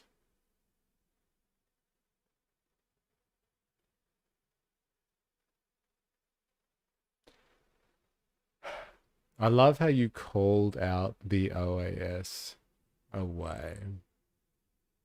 Yeah, that was interesting, isn't it? Freedom, rockets, and bullets. Not even what the American people want, just America. LOL. Freedom clouds and freedom seeds. All right. This is basically America being like, Venezuela elections are illegitimate. Evidence, reasons. And like, they're all American sources for this as well. It's going to be really hard to actually cut through, like, unless you were in Venezuela, I guess, when they had their elections. Like, how the fuck are you supposed to know? It's all American sources on this one. It's like they've got the line and they're really sticking to it, that's for sure. The US ambassador arguing Venezuela could not become the region's operating hub for those he called malign actors. And we're not going to allow the Western Hemisphere to be used as a base of operation for our nation's adversaries and competitors and rivals of the United States. You cannot continue. That's what they said in the national strategy, the national defense strategy 2025. They were like, they didn't mention China and Russia, but they kept on saying adversaries, our adversaries. Like, who the fuck do you think they're talking about? Like, who's an adversary of the US? North Korea? Iran? China? It's a pretty big group term there. It doesn't have to be enemy. They don't have to be outright at war. An adversary is somebody who is adversarial to your interests. What, like, who was using Venezuela? Who were all of the people that potentially were using Venezuela? Cuba had ties to Venezuela. Iran had ties to Venezuela. China had ties to Venezuela. Russia had ties. And so, like, they're not saying, oh, we needed to bring democracy to Venezuela. It's, we need to cut off our adversaries for having a base of operations in our fucking backyard. The language was deliberate. Hey? Say the word. To have Adversary. the largest energy reserves in the world under the control of adversaries. President Trump now says the government may subsidize US oil companies in their billion-dollar rebuilding of Venezuela's broken infrastructure, a project he says could take less than 18 months. Raina Sarampide, SBS World News. So how long might Delcy Rodriguez... The Cuban Missile Crisis all over again. But, like, you know, the Cuban Missile Crisis was an actual fucking crisis in the sense that Americans were actually terrified that Cuba was going to have actual nuclear weaponry supplied by the Russians and pointed at the Americans, like, under the command of the Soviets. So, like, if the Soviets decided they wanted to launch nukes at the US, it was, you know, so close. It's, you know, right there, baby. Like, there's an actual threat from that situation. Like, Venezuela, what threat was there that Nicolás Maduro and his missus were going to fucking fly into the United States, machine guns blaring, with their fucking cocaine, and just being like dropping cocaine out of a plane and like shooting up America with their machine guns? Like, where's the threat? Like, honestly. So, like, you know, it's the Cuban Missile Crisis all over again, in the sense that it's just whipping up fear in order to justify some pretty crazy stuff. But, like, you know, at least Kennedy used it as a pretext to try and, I don't know, talk about nuclear disarmament and bring in some type of policies around reducing everybody stockpiling nuclear weapons. Like, what has Trump done since? He's used it as a justification to be like, look, we can do this. You can do this the American way, or you can do it your way. And what does that mean? It literally means we're going to go around the world and take places that are of importance to us, either strategically or in order to deny our adversaries. And so, like, they've been talking about Greenland ever since. They've been talking about Cuba.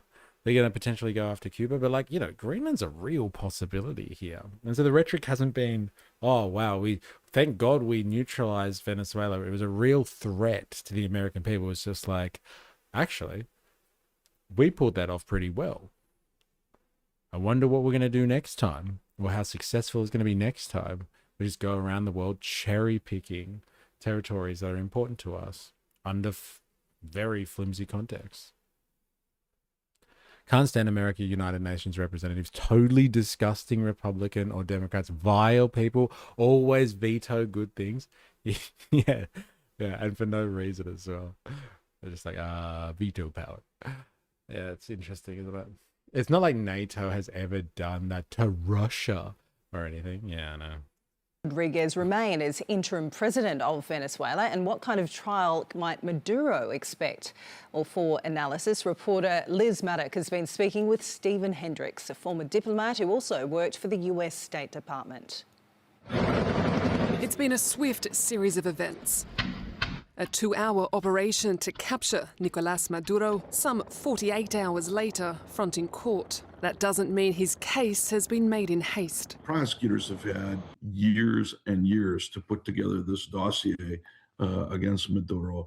And I'm sure that a lot of the evidence that they've been collecting goes back to Obama, it goes back to Biden, goes back to Trump's first term. Nicolás Maduro, he'll have right to counsel, he'll have a right to be heard, he'll have all the procedural due process that can be afforded. While it's taken the world by surprise, to those in the know, months of US military buildup could have served as more than a warning. Congress knows the budget process as well as I do. Congress knows the procurement process as well as I do.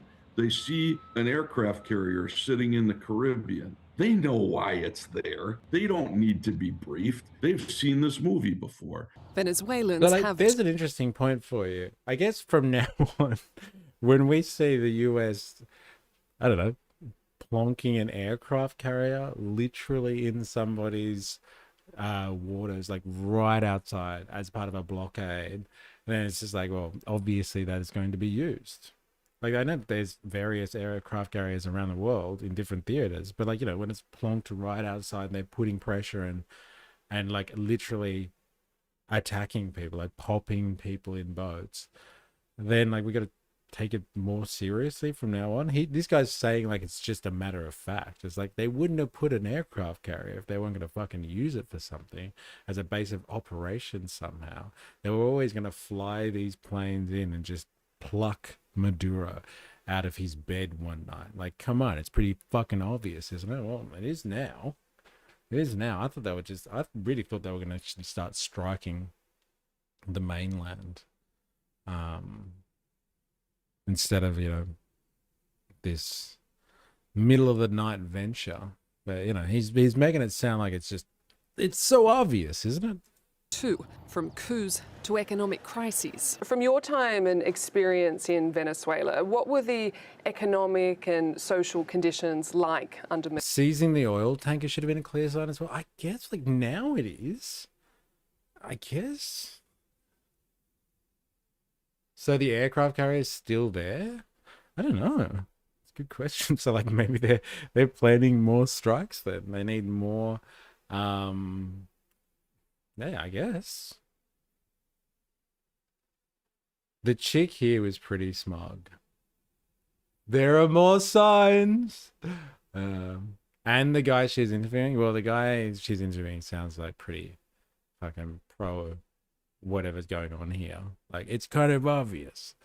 And he was saying that they've been preparing a case against Maduro for years. Like, this is just the culmination of years and years of work.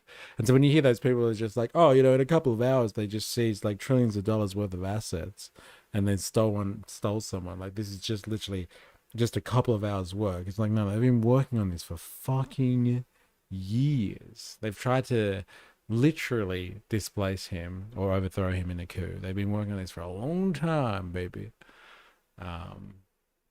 Did they strike the mainland? They just used corn-fed farm boys instead of bombs for a change. The classic Western propaganda. Yeah, so like seizing the oil tanker should have been a clear sign as well, I guess. Like, how do you know, though? It's just like, I thought they're just trying to cripple the economy like they have been with sanctions and stuff like that. Like, it's really, that was difficult to call, I feel. It was really difficult to pick that one out. Like, that was the thing they were going to do next. Like, now we know their trajectory. Like, after Iran, like, everyone was kind of like, oh, wow, they did that? They flew bombers, what was it, fucking halfway across the world in the middle of the night and did the same thing. Like, this seems to be the tactic now. It's just like, we've got the resources to do this. We've got the surveillance capability. We know when to strike, who to strike with deadly precision, it would seem. And so they're just going to fly in and out with the cover of darkness. Wasn't he also charged for being in an oil cartel, not for the drugs, seizing the oil tanker? Pretty sure the free sale to who the US approves is the objective. He was also charged for being in an oil cartel. That's a pretty funny idea, isn't it? Yeah? An oil cartel. I think they just call those corporations. I don't know. Well, one of the things that they often talk about is the Maduro diet. And it's dark humor. It refers to the fact that the average Venezuelan lost about 40 pounds of weight because of the lack of food. Things were tough, high inflation, high joblessness. It was actually Delcy Rodriguez who dollarized the economy 2-3 years ago. And that took the sting out of the inflation. Wasn't it also Delcy Rodriguez that famously said there's no crisis here? She knew or had to know that they were in deep crisis. The mainstream is so cringe, isn't it? It's like, let me just cut you off for a second. So, okay, stab, stab, stab at these people who have just been invaded, right? Like unilaterally as well. Like, you know, it's not like these two nations are contesting each other's power. Like one country just come over the top of the other and just be like, fuck you, I do what I want. And then she's just like getting in there with stabs. They call it OPEC. That was good. I'll pay that. I want this guy to discuss how US sanctions helped create these situations. I know, right? It's just like, hey, the Maduro diet just because they don't have any food because they suck. I was like, well, yes, but why do they suck? Right? Are they able to access things on the world market like every other country does? Every other country. No? Oh, that might be a big part of the reason. Said that she has to put on a good face. With Delcy Rodriguez now interim president, many question whether she's the rightful successor. If Maduro was illegitimate because he rigged an election and stole an election, she is as illegitimate as Maduro was. And then what might be a reasonable transition time for elections to be held before the US might start to get real pushback the from American sanctions diet. Oh, fucking hell. My God. Can you imagine if that happens? To a country near you? Or a country that you live in? Eh? How did you lose so much weight? I went on the American sanctions diet. Thank you very much. I feel great. Community. Back in the day, prior to Chavez, Venezuela had one of the best electoral systems in Latin America. So there's no shortage of brilliant, capable, technically able people who can pull an election together. It cannot stand that the party of Hugo Chavez and Nicolás Maduro remains in power indefinitely. Denmark. People like this guy confuse crushing regimes and governments is exactly the same thing as regimes and governments failing of their own accord. Yeah, I guess it's like they do say that a lot of kind of politics and media is actually about omission. So like it's more about what you leave out than what you actually say. That makes a big difference. Damn, she next. Yeah, she probably is.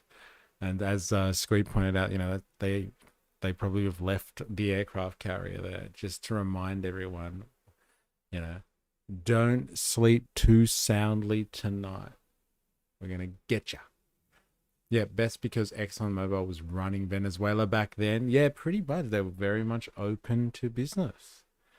They were very much open to business before Chavez came in. And so we are to believe from the history of it, Hugo Chavez, when he was kind of leading the country after their Bolivarian revolution, he allowed Chevron, he allowed ExxonMobil, he allowed the American corporations, oil companies to stay in. It wasn't like, all right, that's it, socialist regime, everyone get the fuck out. And so everyone was like, oh man, I had my businesses set up. Like he said, look, you can stay here, but we are nationalizing our oil resources. So in order for you to continue to do business here, then the country gets the majority share. So like 51% stake in your operations. And they were just like, no, sorry, no dice. And so they left. So it wasn't exactly that, you know, some socialist dictatorship came in and was just like, get out of here, American corporation. They were like, this is how we're going to do business from now on. We have the state, the nation, the citizens, the sovereign citizens of this country have a majority share in your operations here. No questions asked. And they were just like, no, fuck that. We're out of here. And so they chose to leave. They chose to get out. And then after that, it's been economic warfare ever since. This is just Rubio using the US military to push his personal revenge tour against socialist South American countries after his family was forced to leave. I have heard this stuff as well. He's a Cuban, or his parents are Cuban expats, and they left before the Cuban Revolution, as I have heard. And like, yeah, he's got a massive vendetta, or old Rubio. And so, like, I've also heard speculation on the fact that he's just like, he sees it as his claim to fame as well. Like, if he pulls off control of Latin America, let's say, and everybody is eating out of the America's palm, all the governments are basically in support of the US government, and then basically act as puppet states, then, like, he's a prime runner for top dog. And, like, he'll have a good claim to be a Republican candidate for the presidency of 2028. And so, like, this is his claim. As Secretary of State, I set it up, and, you know, we consolidated Latin America and ensured the interests of the Western Hemisphere. I'm going for president in 2028. Australia does the same thing with China, natural gas, and iron ore. Yeah, a lot of countries have pretty legitimate claims, and they want to they want to have high stakes in their own industry and their resource sectors. It's not unusual. It's just that the American corporations at the time, I believe, were going like, no, it's not profitable. As in, like, it doesn't clear enough of a profit margin for them to be interested in it, and they just took their business elsewhere. And, you know, it was at a time where they were able to. They had options. But, like, Venezuelan crude has become important again in a world where America has less outright dominance. And so here it is. It's more important for America to have access to it than their enemies, or their adversaries, as they say.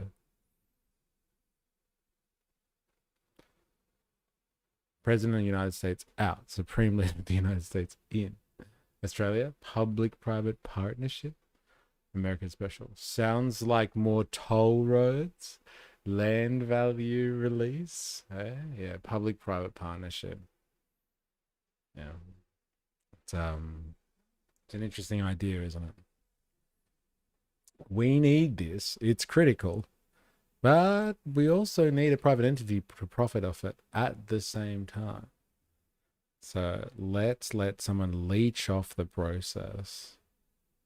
All right, so let's have a look at what Maria Machado has to say for herself. Is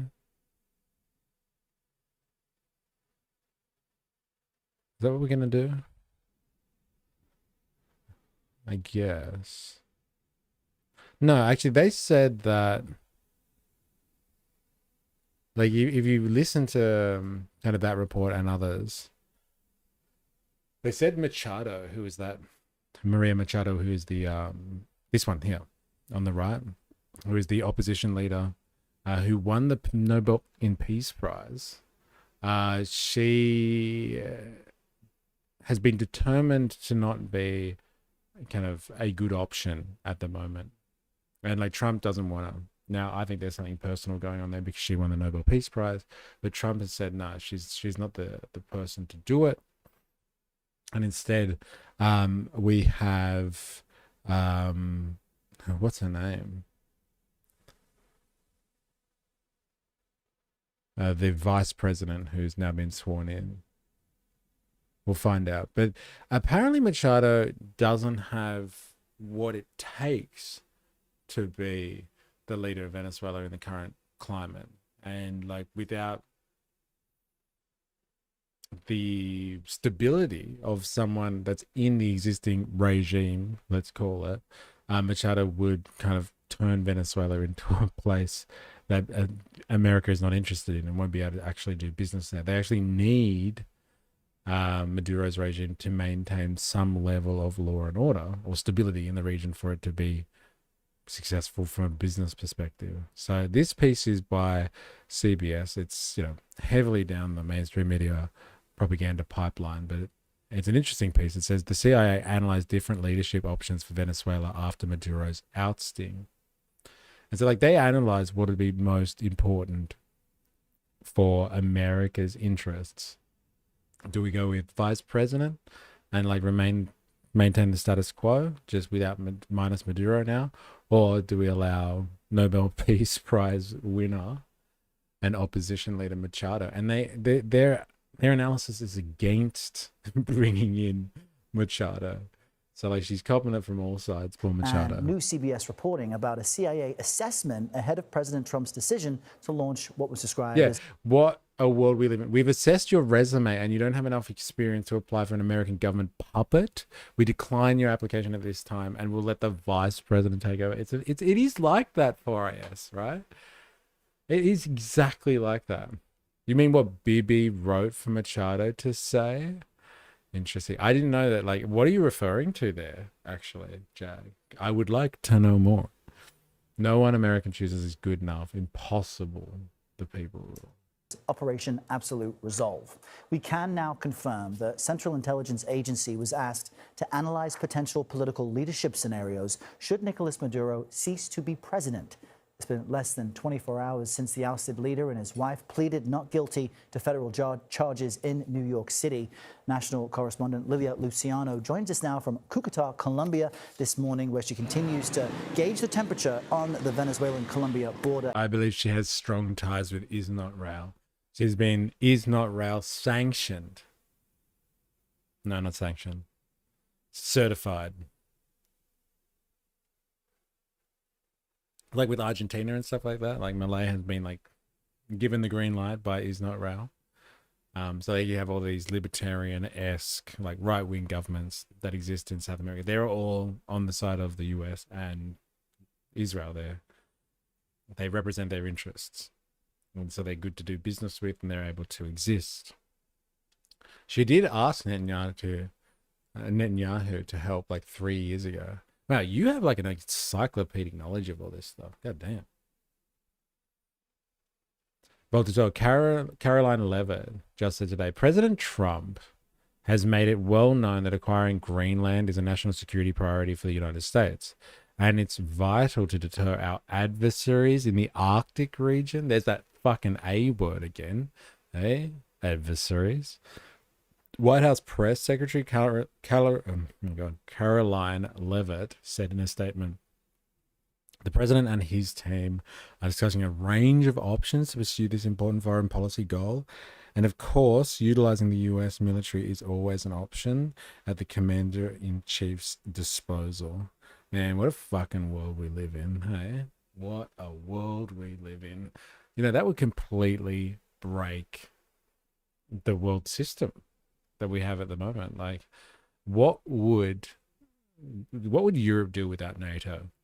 Like, what would it do in the face of all the things that are happening right now? You know, they'd probably just try and rationalize it some way and get the fuck over it. You know, they'd probably be like, look, Denmark, you're on your own now, and kick Denmark out of NATO just so they could keep up their safe face with the Americans. Like, watch the propaganda change around there. Because before America strikes, they'll start talking about how Denmark is a narco-terrorist state and has weapons of mass destruction, and all of a sudden they'll get kicked out of NATO just in time for the US to invade Greenland and take it. I'm calling it now. For the next year or two, we're going to see anti-Denmark propaganda coming out. They're going to be classified as some type of, narco-terrorist state, some type of terrorist organization, something of that nature. It's going to happen. You watch it. Trump, big, beautiful bill kicks in this year and tariffs kicking into America pretty up. Trump desperate, man. Everyone needs a distraction from the Epstein files to the economy. We just need a distraction. There, Lilia, good morning to you once again. Break down to us, for our viewers who don't know this yet, what was inside this analysis from the CIA? This analysis makes a lot of sense for those of us who understand how Venezuela has been working for the last almost 30 years. There was a lot of concern when we heard President Trump saying that Machado, can't believe that I blanked out for a second there on Maria Corina Machado's name. I've been covering her. I've been Denmark diet coming? That's hilarious. with her so often. But anyway, President Trump said that Maria Corina Machado did not have the support or perhaps the trust to lead the country. Now that we're learning about this CIA report, it makes a lot of sense that they assessed how things work in Venezuela. And we're seeing things work in Venezuela right now, and that is suppression. That is how they maintain the order. What the CIA report found was that the Trump administration, if they wanted to eventually, whether it's change regime or whatever the intention is, needed to maintain order and stability in Venezuela. How you do that is to maintain the armed forces keeping the order, and also, unfortunately for Venezuelans, the extra official forces, the colectivos, these paramilitary groups that are really under the control of the Minister of the Interior, Diosdado Cabello, the armed forces under the defense minister, Padrino Lopez.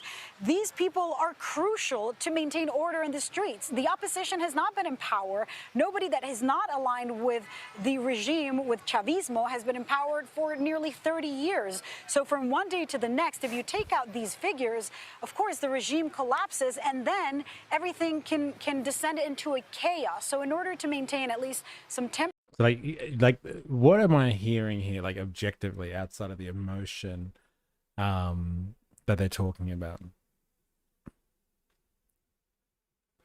that if they remove the Chavistas and the regime, the political party that's in at the moment, that is basically holds the structure of Venezuelan society together, if they remove them from power, then they will descend into chaos.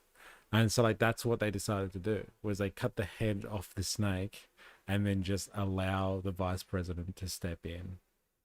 Because, like, if they didn't, they wouldn't actually have a country to, I don't know, claim to be in control of. They wouldn't have a country where they could extract oil for US corporations. Like, they wouldn't basically have anything to rule over if they let Machado actually control, because there's just no infrastructure, there's no network for her to control. She is the most useless Peace Prize recipient in history, because even the stuff that she won the Peace Prize for being some type of bastion and of democracy, she can't even rule. She can't even do her job properly. And the CIA analysis is she's useless. She's fucking useless. If they really want to be able to have a country left over to control by extension, then Machado is just absolutely fucking redundant. Absolutely redundant. 99 Maduros to go. That's your line of the stream. Dilemmas. Trump will claim the price of Legos for Americans is just too high. It's an attack on American workers. We'd better go in and sort Denmark out. No one rips off America. Imagine selling out so hard and getting publicly humiliated like this. Yeah, like she's done everything.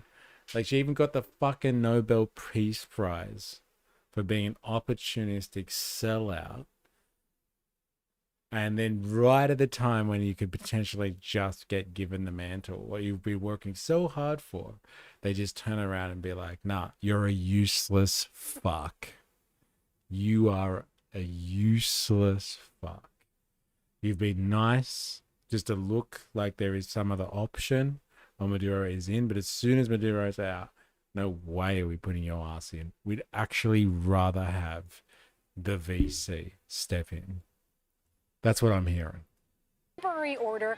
Not that the CIA was assessing the removal of Maduro itself, but who would be the next figure. The two men I mentioned, the head of the defense minister, Padrino Lopez, Vladimir Padrino Lopez, and Diosdado Cabello, the interior minister, but really the person who keeps the order, especially of these extra official groups. These two people face the same charges as Maduro. They also have bounties basically on their heads for tens of millions of dollars. So appointing one of them could be very challenging to explain, or allowing for one of them to rise to power would be challenging to explain, but you still need for them to be in line if you're going to maintain some semblance of order, at least temporarily. So the next person would be Delcy Rodriguez. Delcy Rodriguez was vice president, so it's obvious that she would go up to becoming the interim president if the president is no longer there by Venezuelan standards, not that it's a legitimate presidency. By Venezuela, what a slip that was. Oh man, I went off street. Not that she's legitimate, but it makes sense to have her in there, because without these people at the helm, the country would be ungovernable. We need somebody there to do the work while we pretend like we're in control of the situation, just because we got our fucking fleet hanging out in front of their country and we completely blockaded them from the rest of the world. They're cut off from everyone else now. No China, no Russia getting in, no Iran, no one's getting in or out of this place now, unless the America wants. That's what they mean when they say they've got control of the country. They still need somebody to run the place. They're not going to put in the resources to make sure it's run properly. No, fuck that shit. Fuck that shit. And she's just like, oh, it's not a legitimate government. But like, do they legitimately govern? Well, yes, because they're in there doing the job. But it's not a legitimate government. But like, you know, as far as the Venezuelans are concerned, the next person to step in is obviously the vice president. Not that she should be there in the first place, but we need her to be there because Machado's fucking shit. Machado can't do anything. But she's also somebody who has been negotiating in the past. She was Minister of the Exterior, Foreign Minister, or Secretary of State in our terms of the United States. She has negotiated. She has been Minister of Oil, so another cabinet member position, and Minister of the Economy. So she's used to dealing with other countries on sanctions, on oil, on the economy, on economic measures, and seems to be, by regime standards, somewhat a little bit more moderate than the more hardline people who are actually accused of the same crimes as Maduro in the United States. That's what the CIA assessment seems to indicate. And Lilia, doesn't that expose the real challenge for the Trump administration now, which is that you have Mr. Maduro detained with his wife, but you have his VP, his loyalists, people who help prop up his regime running the country now. And so now that Delcy Rodriguez has been sworn in officially as the acting president, what do people there feel about that effective leadership group staying in place? Look, Errol, it's so delicate. Here you feel the frailty of that stability in Venezuela. You're seeing the armored trucks behind me because Colombia knows that. The frailty of that stability, still better than Machado. Hey, that bitch would not know what to do with Venezuela. So good, so good. I love it. Like they just must talk about how crap Maduro's regime is. Must talk about how illegitimate they are and how frail the situation is. Still better than Machado, apparently. Oh my God. And if things turn to chaos in Venezuela, we're going to feel it here across the border immediately. The problem is, the issue is, if the goal is stability, that means that you need to keep the people who control the armed forces and all security forces, whether legal or illegal, happy in a way. You need to keep that unity between Delcy and Cabello and Padrino Lopez. You need to keep the armed forces stable. They're not all loyal to the regime, but if they're under their command, they have to be. So how do you slowly remove their power in order for there to be a transition into a democracy, to call for an election, to things like that? And by the way, the Venezuelan opposition and the people who support the opposition say, you don't need another election. There was an election. A president was elected. So right now, I think what we're going to see, my perspective, I can't tell the future, is there's going to be a bit of a slow process, a slow burn, nothing sudden, so the chips don't crumble immediately. Right. Luciana, with great context there. Yeah, great context there. So it doesn't crumble immediately. So we can slowly set it up. So someone like Machado can come in. But really, there's no need for it as long as Venezuela plays ball. Because they're completely contained and China and Russia can't get in, or anyone else for that matter. So they're completely encircled and contained. And that's all that really matters. Let's have a listen. Let's have words from the lady herself, who's just recently appeared on Fox News. And when I heard that, I was like, fuck, I gotta find this. I want to watch what she has to say for herself. And on X, involved to help the people of Venezuela many, many times, publicly and on X and elsewhere. She joins us now for an exclusive interview. Maria, it's good to see you again. How are you? I'm fine, and I want to thank you, Sean, you personally and Fox News for the incredible support you have given throughout all this long journey for the cause of democracy of our people in Venezuela. Let's go back. Has anyone seen, I think his name is, the actor that played the Joker, I want to say it's Nicholson. Has anyone seen his depiction of the Joker?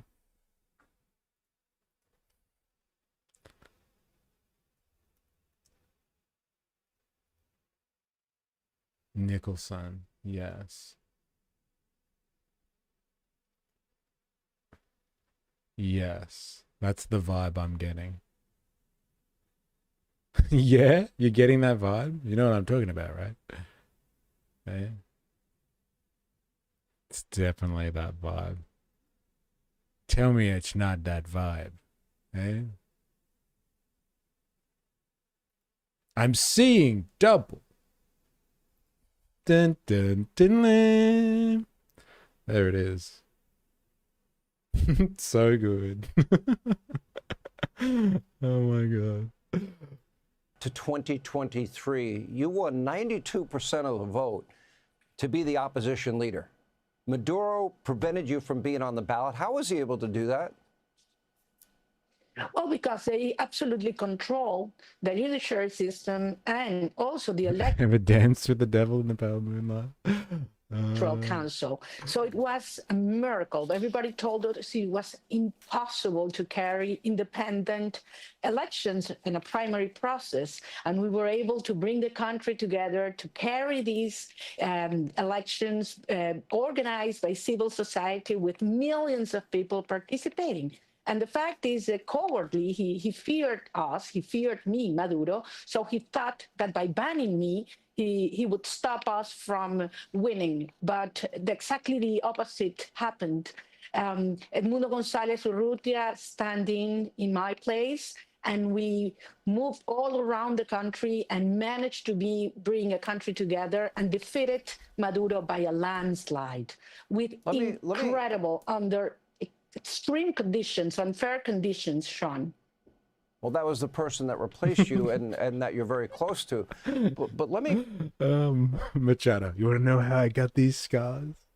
My God. Go back and talk about it. You stayed in the country, but you were hiding within your country until... Sounds like a real dictatorship if you ask me. The opposition leader is staying in the country and then chooses to get out, puts herself into self-exile. We've got places that are like supposedly democracies, like Singapore, where the opposition leader is in actual exile. And that's a fucking democracy. Everyone holds that up as this bastion of how to do liberal society, how you get democracy in the free market, right? This is the way that you do it. You do it with the way Singapore has done it. And like it's just a shining example of freedom and democracy and the market system. And then you have Venezuela, who's literally allows there to be the opposition leader, I guess the leader of the coalition of opposition forces, let's say, allows them to stay in the country. Some evil dictatorship that is. You went to Just, I like my evil dictatorships, OG. Okay, if they're gonna be evil and a dictator, they're gonna be hardcore and not allow there to be opposition forces, let alone the actual opposition leader stationed in the country. They're gonna suppress that shit, stamp it out, eh? Be evil. The bar is too low for evil dictators these days. I want my evil dictators to be fucking evil, not just like light dictatorships. I want them to be fucking evil. The bar is too low. She, rich elite Maduro, poor people person. Well, to be honest, even if he is a dictator, as they claim, Trump literally tried to rig an election. Trump's trying to be a dictator, and still it doesn't justify what the US, even if Maduro is a dictator. Sorry, what the US did, even if he is a dictator, but he's not even a good dictator. He sucks. He's the shittest dictator ever. He allows the opposition to form in his country, and he allows her to fucking come and go as she please. She's the opposition leader. He should put her in exile or throw her in prison. Then we wouldn't have to listen to her fucking talk on Fox. Worst evil dictator ever. Received the Nobel Peace Prize. And I want you to tell us, you never went back at that point. Did you not go back because you feared for your life? And tell us, I mean, it's not very usual that people will dedicate the Nobel Peace Prize to the leader of a different country and say publicly, he deserves this more than I do. But you did that. Let me be very clear. As soon as I learned that we had been awarded the Nobel Peace Prize, I dedicated to President Trump because I believed at that point that he deserved it. And a lot of people, most people said it was impossible to achieve what he has just done on Saturday, January 3rd. So if I believed he deserved it on October, imagine now. I think he has proven to the world what he means. I mean, January 3rd will go down in history as the day justice defeated a tyranny. It's a milestone, and it's not only huge for the Venezuelan people and our future, I think it's a huge step for humanity, for freedom and human dignity. Have you spoken with President Trump since then? I don't want to ask you so. No, that's not makeup she's wearing, by the way. Trump really likes trying to overthrow things in early January. Yeah, that seems to be a pattern. We're trying to predict what's going to be happening over the next couple of years. Let's wait for early January. Right? He is 100% corrupt, though. All this conversation around if he is a dictator or not is taking away from the real conversations we should be having around what the US has been doing for the past decades to Venezuela. Mainstream media sucks. Yeah. She's never leaving Florida, Starbucks, Gucci. Yeah, I know, right? She's pretty comfortable. And she's got a Nobel Peace Prize. She'll get speaking gigs for the rest of her life. Why would you leave? I spoke with President Trump on October 10th, the same day the prize was announced. Not since then, but I do want to say today, on behalf of the Venezuelan people, how grateful we are for his courageous vision, the actions, historical actions he has taken against this narco-terrorist regime to start dismantling this structure and bringing Maduro to justice, which means that 30 million Venezuelans are now closer to freedom, but also that the United States of America is a safer country nowadays. Right. Did you at any point offer to give him the Nobel Peace Prize? Did that actually happen? I had read that somewhere. I wasn't sure if it was true. Well, it hasn't happened yet, but I certainly would love to be able to personally tell him that we believe the Venezuelan people, because this is a prize of the Venezuelan people, certainly want to give it to him and share it with him. What has What he has done, as I said, is historic. It's a huge step towards a democratic transition. And I want to convey this to the American people. You know how you brought up the A free resume Venezuela thing means before? first, a security ally. This is the resume thing right now. This is what we're seeing here. Like, she is like, I fucking hope Trump sees this. I really, really want to be in power. Just see how much I love you. See how much I stroke your ego. Please, please, please, please, please. I will give you a Nobel Peace Prize. I will give you whatever you want. Just put me in charge of Venezuela, please. I'll say whatever you want. I will do whatever you want. This is the fucking interview for the Chop Job. The top job right now. So crazy. Trump sold you out, lady, as usual. What, give peace prize? How dare you? Safer from whom? What did you hear? What are you referencing there? Safer from whom? Dismantling the criminal hub of the Americas and turning it into a security shield. You know, the strongest ally to dismantle all these criminal structures that have made, you know, so much damage and harm to our people and to the American people as well. Secondly, we will turn Venezuela into the energy hub of the Americas. We will bring rule of law. We will open markets. We will give security to foreign investment. And third, we will bring millions of Venezuelans that have been forced to flee our country back home, to build a strong nation, prosperous nations, open society. We will leave behind all. They will just make sure it's good for business and foreign investment. And then, like, on the back of that, once we get allowed back into the world economy, then people want to come back to Venezuela. What a fucking surprise. When it's now livable again, because we've allowed foreign investment to come in, allowed foreign goods to come in, then people want to come back to the country. Oh, she said America is safer. Ah, America, okay. Yeah. Safer for who? Must be running out of room at Saycott. Yeah. Yes, interesting. Oh, my God.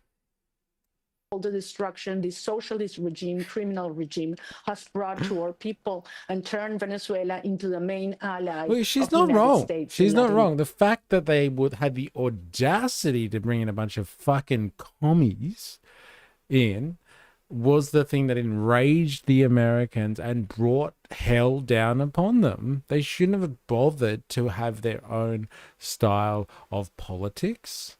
They shouldn't have bothered to do anything that a sovereign and autonomous nation should be doing, which is protecting their own interests and experimenting politically in a way that is conducive to good governance. No, fuck that. They shouldn't have done that in the first place. She's not wrong.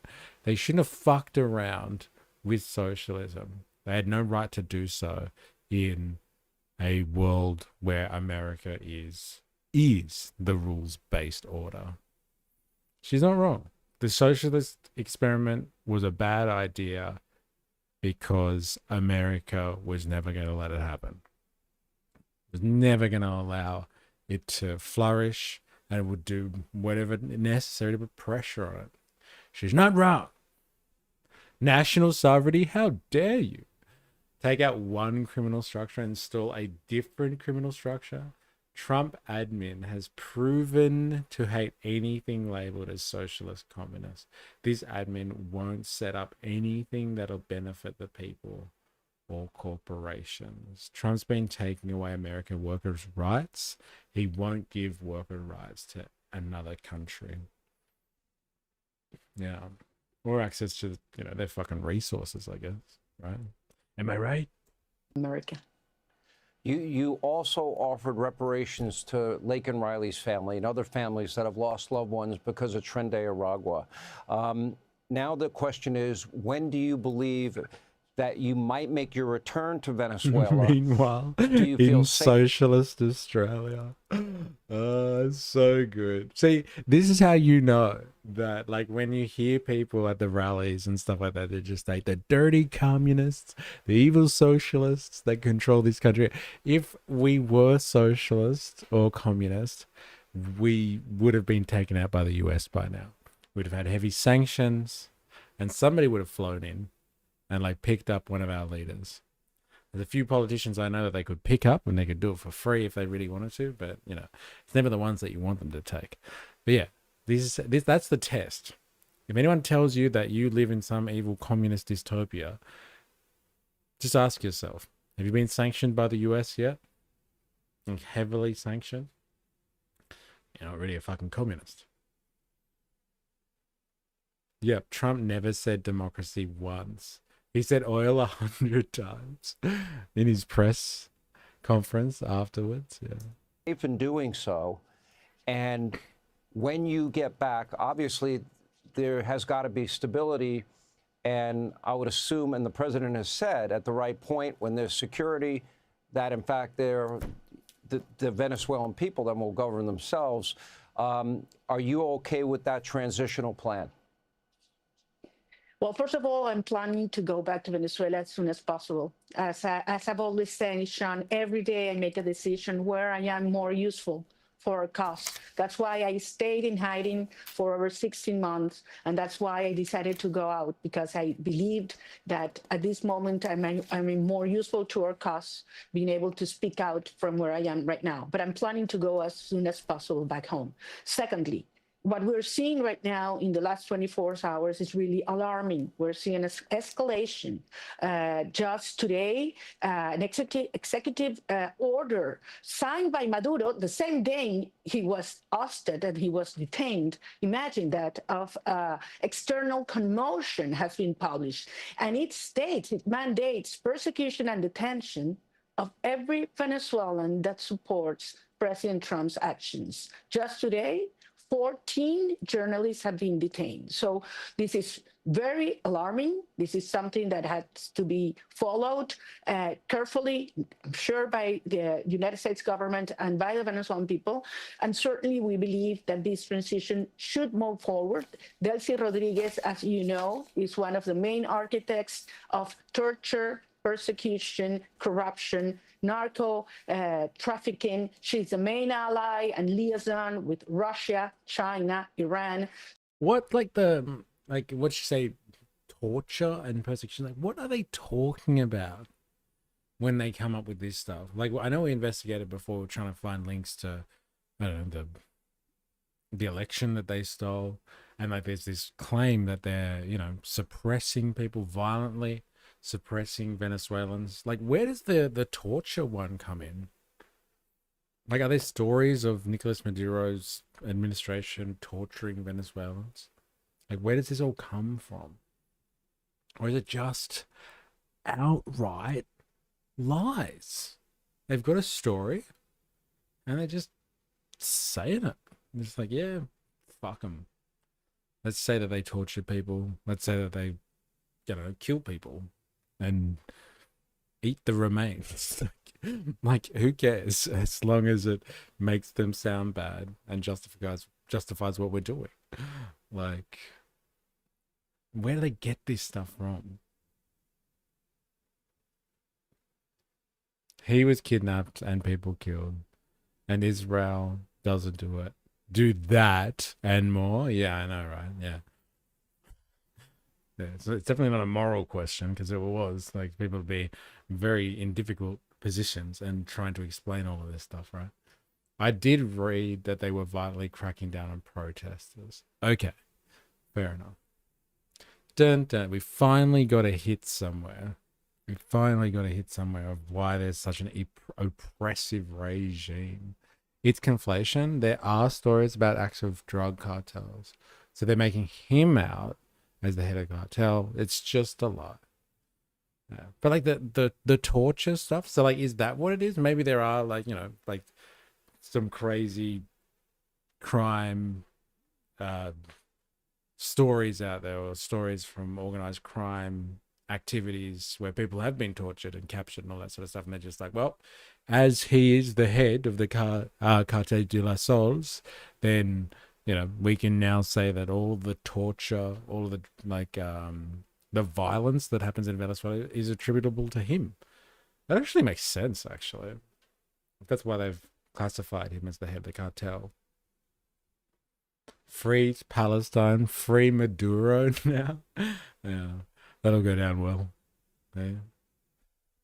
Have you heard of the Colombian necktie? Don't Google on stream. Seriously. Okay. I haven't heard about it. And yes, I'm not going to Google that on the stream. Thank you. Thanks for raising it, though. I'm not going to Google it.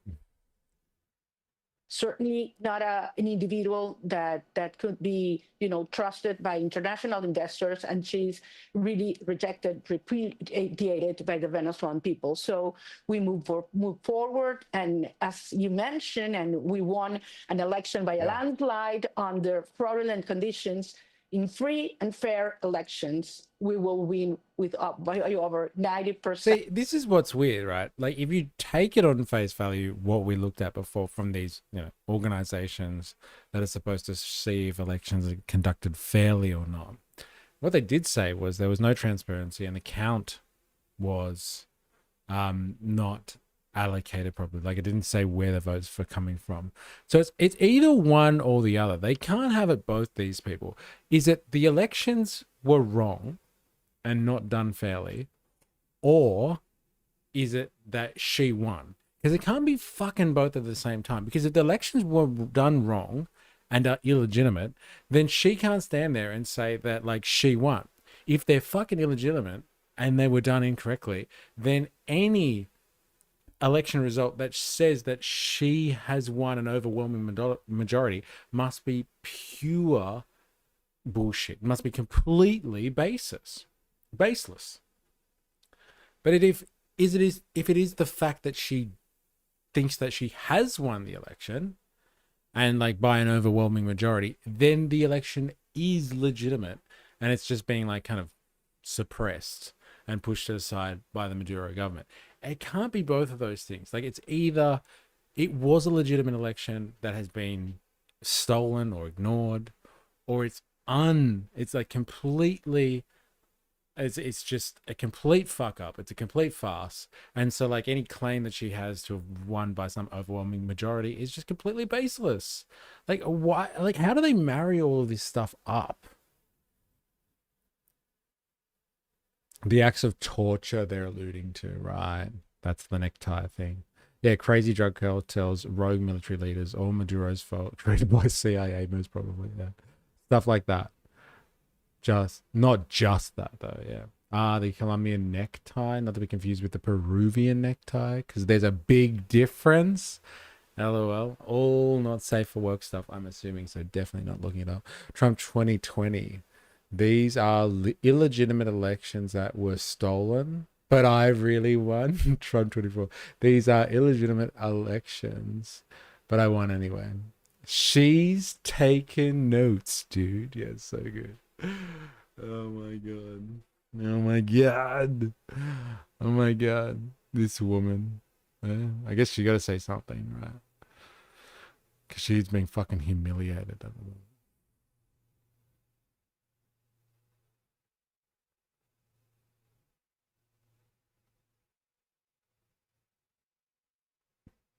Karina's time will come when it's safe to do so.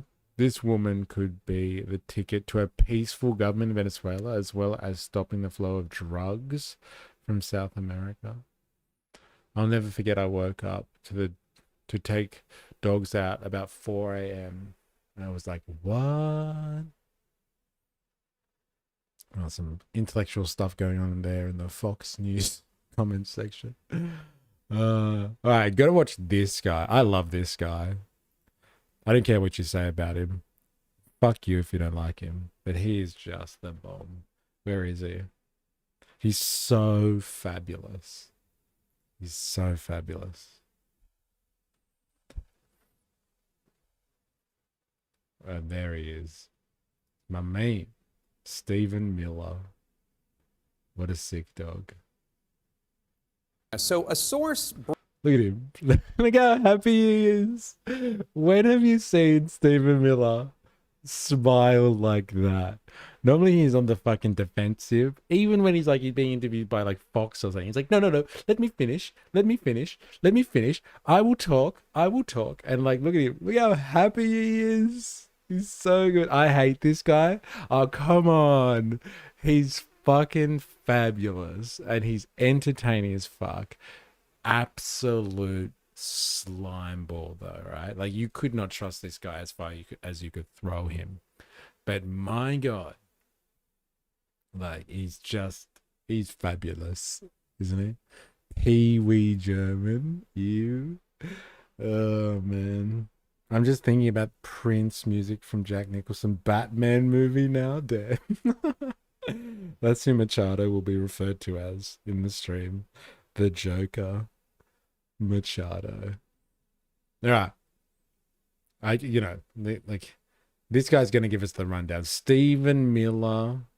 Hey? Tell us what you think about this situation, Stephen Miller. You don't need any other analysis. You don't need to hear it from fucking Trump. You don't need to hear it from Secretary of War, Pete Hegseth. Don't worry about it. We're going straight to Stephen Miller. He'll tell you what you want to know, what you got to know. He is what I imagine a modern Hitler would look and sound like. You know, you're probably bang on with that, right? You're probably very right. The Venezuelan Joker.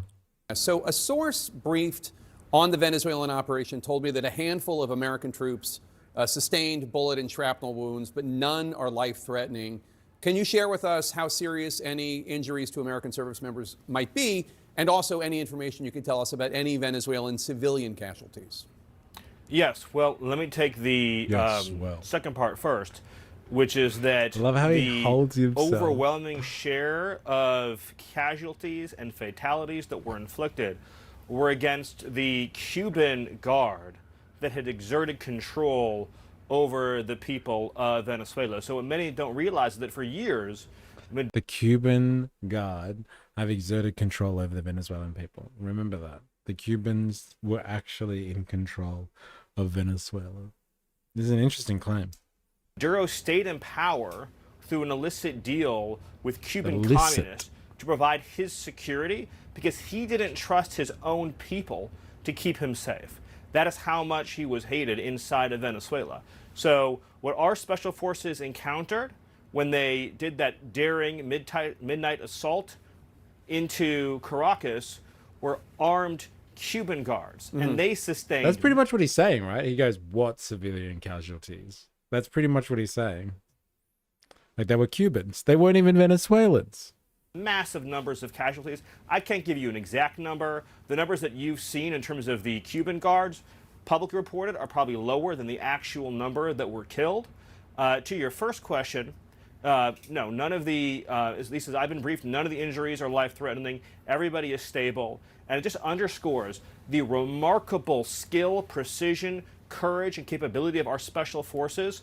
And I wanted to set the table one more time for your audience. I'm sure you've talked about it at length already, but the United States of America launched an assault force into Venezuelan territory, which has sophisticated air defense systems, which has sophisticated surveillance systems, which has weaponry that they've received that can take out planes and helicopters from our foreign adversaries that they've been stockpiling for years in anticipation of the possibility of such an action.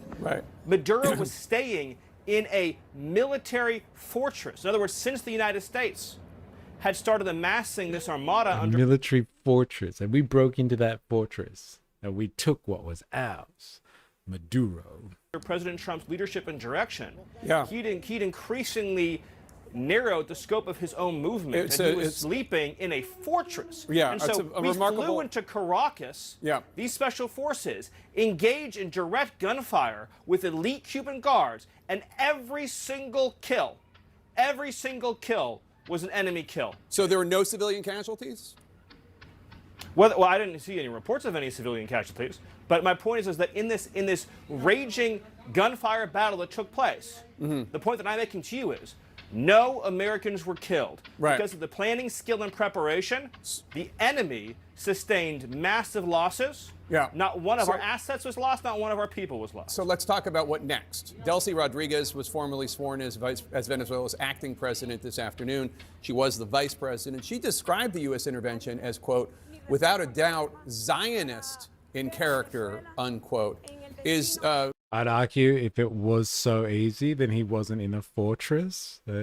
It's interesting, though. Like, when you want to paint the picture and all that sort of stuff, at what point you kind of embellish the facts. He was in a goddamn fortress.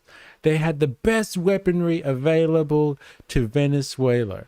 And we got in and got out there without a single casualty, without a single asset going down. Like, he's come on to CNN to fucking tell the story about how good the Trump administration is and how shitty Venezuela is.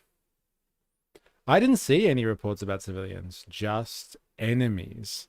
It's interesting, isn't it? The language is so particular in all of this. I have heard other reports that there have been 80 casualties so far in Venezuela, and I have heard that there have been civilians, because I heard someone talking to like some Venezuelan dude, and like you can see his apartment block above him is all like kind of partially destroyed, and he's like, there were two ladies upstairs, two old ladies upstairs, they're dead now because of the strikes and stuff like that. So who the fuck knows? Because obviously he's not getting the reports, or he's not going to fucking admit it. I was mocking what the KKK Miller was saying. Yeah, I didn't see reports about civilians, just enemies. That's interesting though. The language, it's all like, I haven't seen any reports. So like, that's not saying that it hasn't happened. I just haven't seen the reports. I saw 35 casualties, but that was a report yesterday. Yeah. How's the propaganda? Voltator. Sorry, not the best air defense, just sophisticated. Voltator, America acting surprised when they have done nothing but bully Venezuela since ages ago, sanction them and threaten them over the years, and act shocked when they trade and get arms from US oppositions. The US expect them just to starve and die from isolation. Yeah, and just do it peacefully, please. Don't try to arm yourself or associate with people that would piss us off. Don't you fucking do that. Yep, still information coming out, all being suppressed. Yeah, interesting. Right, back to it. Stephen Miller, bro. What acting President Rodriguez, someone that the U.S. But kill them gently. Can work with? So the acting president put out a statement. I want to say, Jake, it was last night, pledging cooperation with the United States, pledging full and complete cooperation. But they also just passed a law saying that if you supported the operation, outlawing individuals or threatening with criminal penalties, individuals, if they supported the operation against Maduro. I think they did that today. Well, the good news there, Jake, is that nobody inside of Venezuela supported the operation, so it's a law without meaning or effect. Look, Jake, there's going to be some posturing that occurs when a nation has been so thoroughly defeated in this way. The United States of America, think about this, Jake. The United States of America has encircled this nation for months. One of the largest naval armadas in history has been stationed off its coast. Yeah. Fighter jets have been encircling the island. We've been engaging in kinetic lethal strikes against Maduro's drug boats and trained Arauco gang members leaving the island. Yeah. We have launched a complete oil embargo of the ghost fleet, the dark ships. We've and been now covering on all top of it. of that, Yeah. and now on top of all that, right, Maduro is sitting in a jail cell in New York, as is his wife. So of course there's going to be, this is very important though, of course there's going to be some posturing. Okay. Without giving anything away, I want to be very clear. Very clear. The government has sent messages, this is such an important point, Jake, to the Secretary of State, to our senior U.S. government official negotiators. They have sent message after message making clear that they will meet the terms, demands, conditions, and requirements of the United States. Okay. And I want to be very clear about that, Jake. So let's, the question about who is now running Venezuela is one that even members of Congress who are big Trump supporters say they're not quite sure about. Senate Majority Leader John Thune told CNN's Manu Raju that he doesn't know what President Trump meant by his assertion that the U.S. is running Venezuela, and he said he needs more information. Can you tell us what the president means when he says, is acting President Delcy Rodriguez in charge? Is she running Venezuela or not? Well, Ooh, give us the answer, please. Eh? We don't like intervention in America first, but Venezuela doesn't count. Ha ha, catch a Mossad or CIA spy law. Yeah, that's what it's all about, right?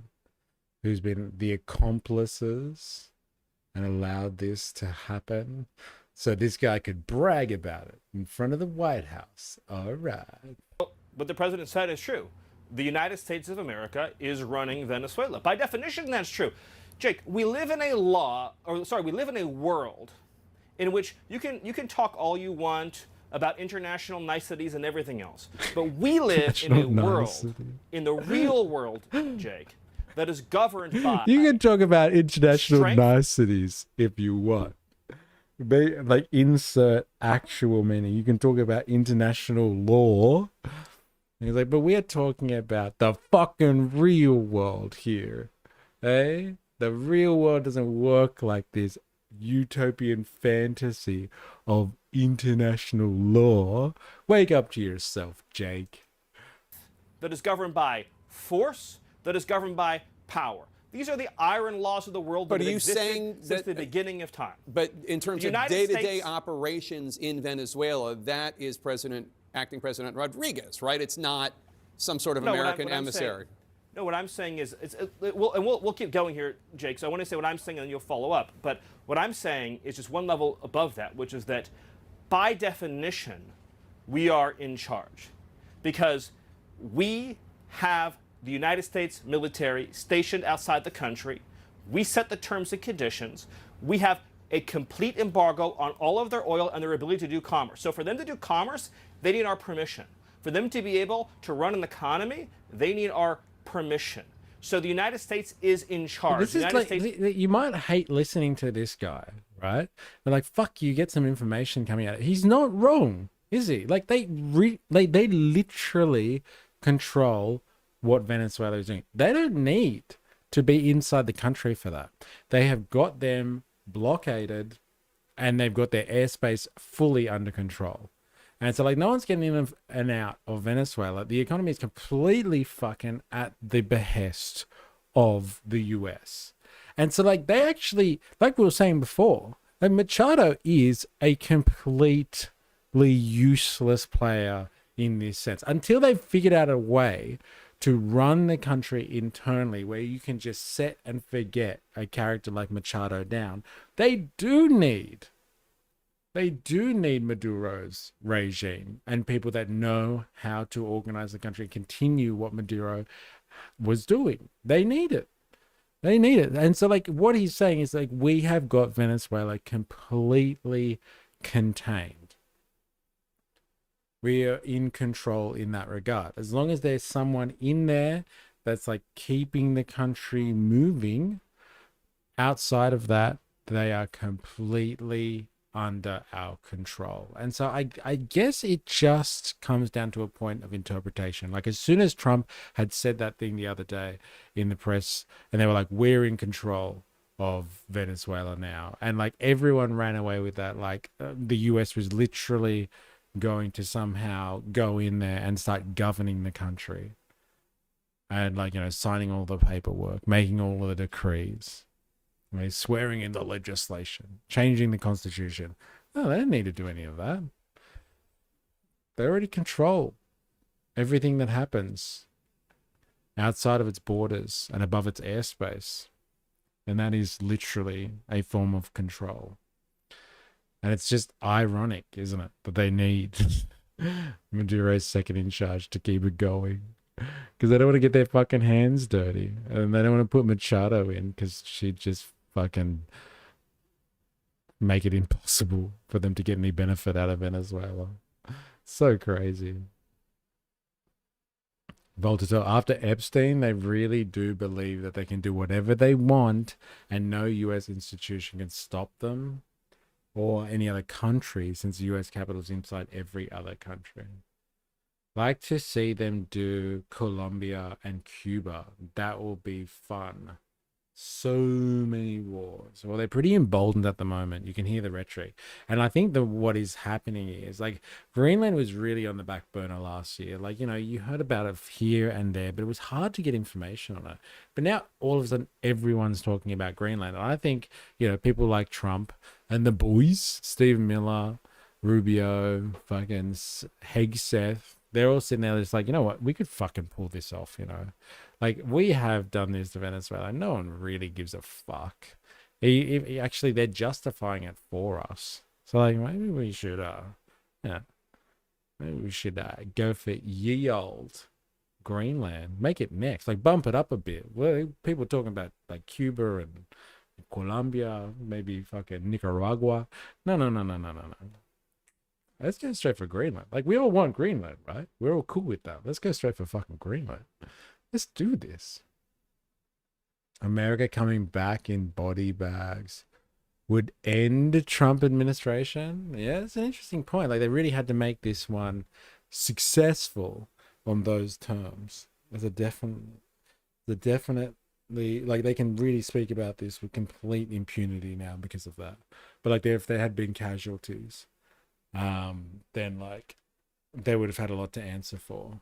A lot more questions to answer, as opposed to just being able to speak about it like this guy on his fucking high horse. It's just like, they were so sophisticated, and we just, you know, we killed it, Jake. We killed it. Is running the country during this transition period. If that's true, obviously that doesn't mean that President Trump is setting the bus fare schedule inside the country. So doesn't mean that President Trump is assigning the K-12 curriculum in the country. The indictment that the president and the military were acting on from 2020 was of 6 people. 2 of them were seized on Saturday by our special operators. There are 4 other individuals indicted who remain in Venezuela. Is the U.S. demanding that they be turned over? One of them is Maduro's son. One of them is a former government official. One is a current government official. And one of them is the head of Tren de Aragua, as I'm sure you know. Are they going to be turned over if President Trump is, in fact, running Venezuela in the way you described? Well, I don't want to.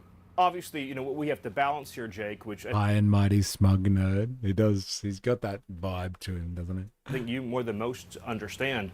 We have to balance between, of course, what I can say to you publicly versus very close hold conversations that might be happening privately. And I know you understand and respect that. But I'll answer the question in this way. There might be individuals who are fugitives from American justice that could become part of a future conversation. But it's also true that for government leaders inside of Venezuela, and as the president has said, right, we want an interim government that will respect the interests of the people of Venezuela, that wants a good, peaceful, secure future for Venezuela. So I would just say it this way. For those who may be indicted, the best choice they can possibly make is to be part of a constructive decision-making process for the future of Venezuela. The best decision they can make is to cooperate fully and completely with the United States to be part of building this brighter future for Venezuela during this interim period. Such a smug prick. Oh my god. Damn straight we did. Why can't we be friends? Why not? Why the fuck not? The girl that humiliated him as a teenager has a lot to answer for.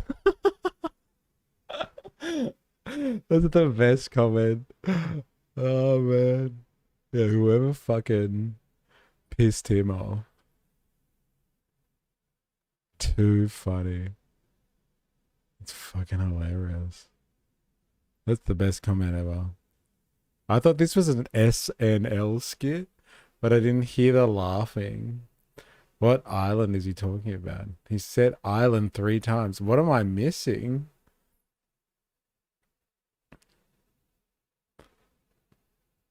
I forget we still have Goebbels Jr. in the White House. This guy's a psychopath. Where's the straitjacket? Trump openly admits how much he hates brown people. What makes anyone think he would have Venezuela's best interest in mind?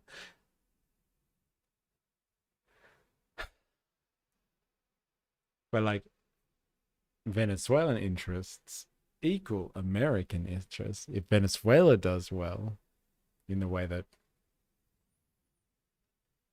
the Americans think that it should be doing well, opening itself up to the free market, then Americans do well. The comments are ruthless. Yeah, I know. Poor dude. If only he had some hair. They cut off the full interview. They cut him off? What? The island? Nobody tells Steve it's not an island. I didn't even notice that he mentioned he called it an island 3 times. That's pretty funny.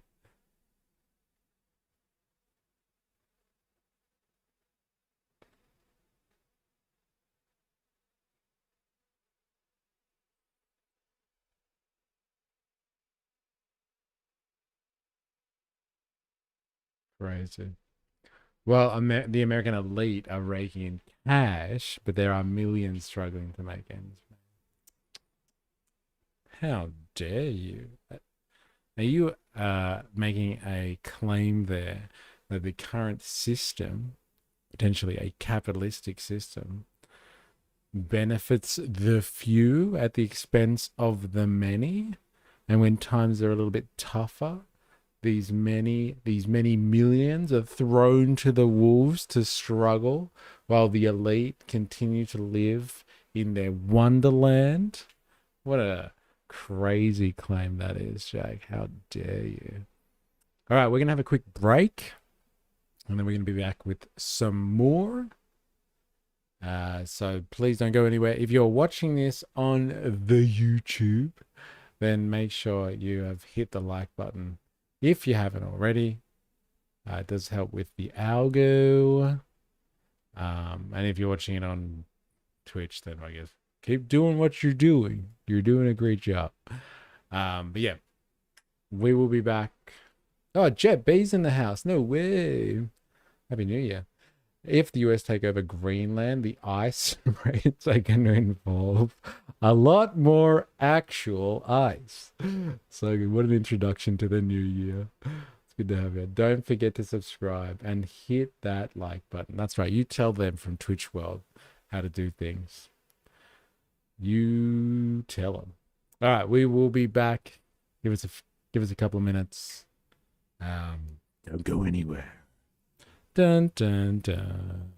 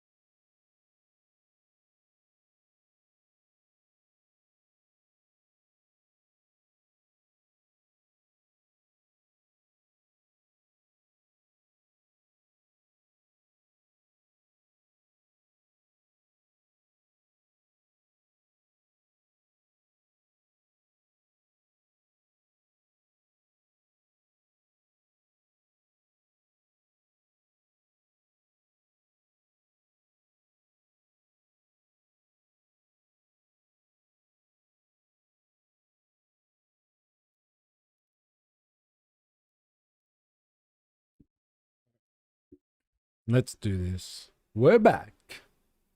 And where are we up to? Where are we up to? Oh, I want to have a look at this one, actually. This one looks really interesting, I must say. This one is like an analysis that some random, look, I don't know who this channel is.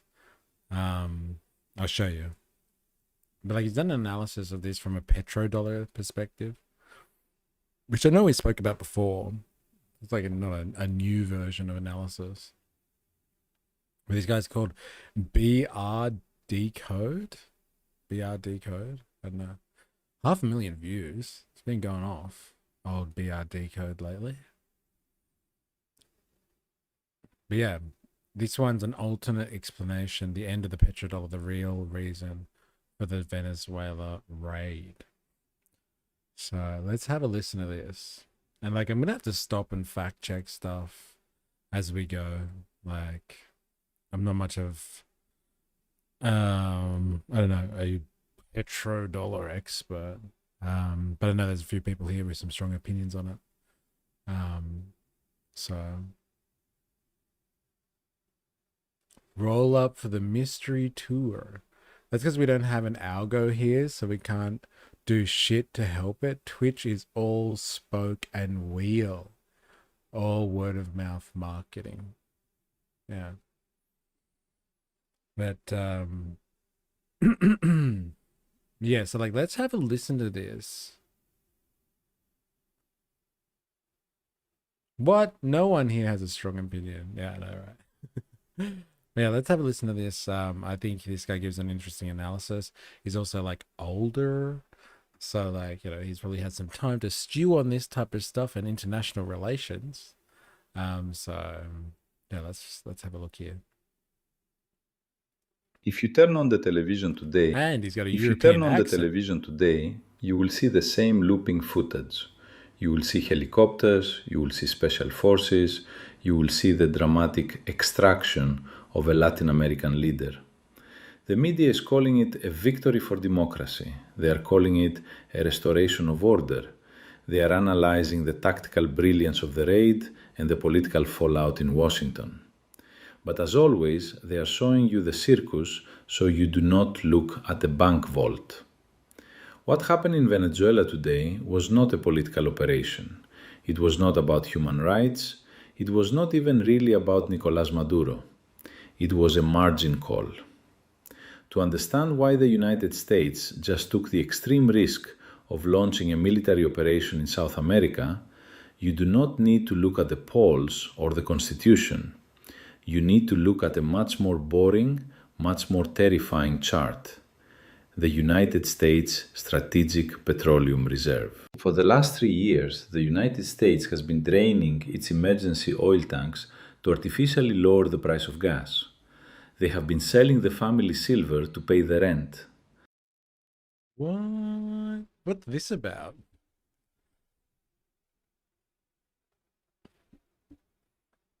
As of 2023, global proven oil reserves stand at approximately 1.73 trillion barrels, with Venezuela, Saudi Arabia, Iran, and Canada accounting for more than half of the total. Look at Canada, baby. God damn. And they've been draining their reserves? This guy kinda sounds like Giannis. Emphasis on the kinda. I bet if you gave me $1 trillion military budget, I could have pulled it off as well. Yeah, give me $1 trillion. He's right so far. The battle between America and OPEC over the last 50 plus years. The reserve is now at its lowest level since the 1980s. At the same time, the petrodollar, the system that forces the world to buy oil in US currency, is on life support. Saudi Arabia has refused to renew its exclusive agreement. The BRICS nations are trading energy in yuan and local currencies. The exorbitant privilege of the dollar is evaporating. And then, last week, rumors began to circulate in the financial capitals. Rumors that Venezuela, the country with the largest proven oil reserves on the planet, was about to sign a definitive agreement to price its oil exclusively in a basket of BRICS currencies. That was the red line. The United States cannot afford to let the largest... I don't know. I don't think it's AI, honestly.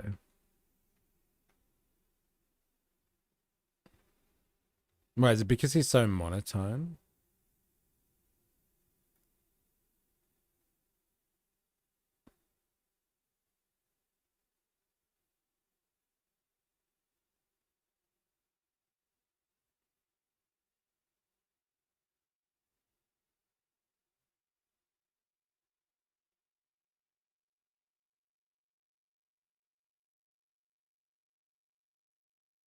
Welcome to your Conflict Decode HQ for in-depth military combat analysis, strategic breakdown of real-world warfare insights. We dive into modern conflicts. I don't know, man. It's a real dude.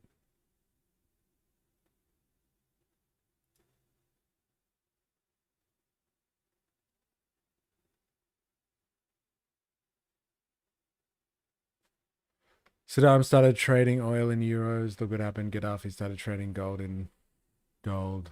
And look what happened. Maduro tries to start trading yuan. There's a pattern developing here. Someone said that exact same thing, like word for word, like how you've written that before. That's crazy.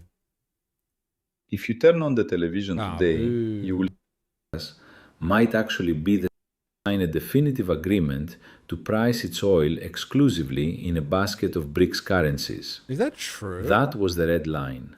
Is that true? I wonder if there's sources for that.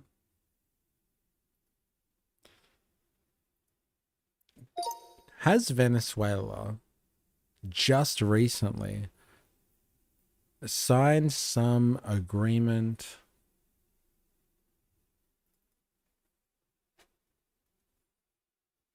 or made some declaration that they're going to be trading their oil in BRICS currencies?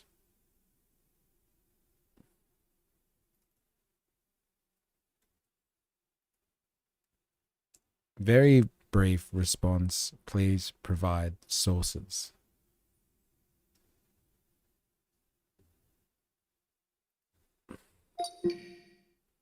Wait a minute, he's wearing the same clothes.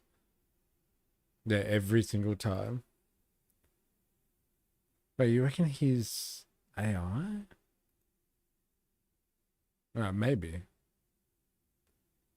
Maybe. I'm putting my AI lens on now then.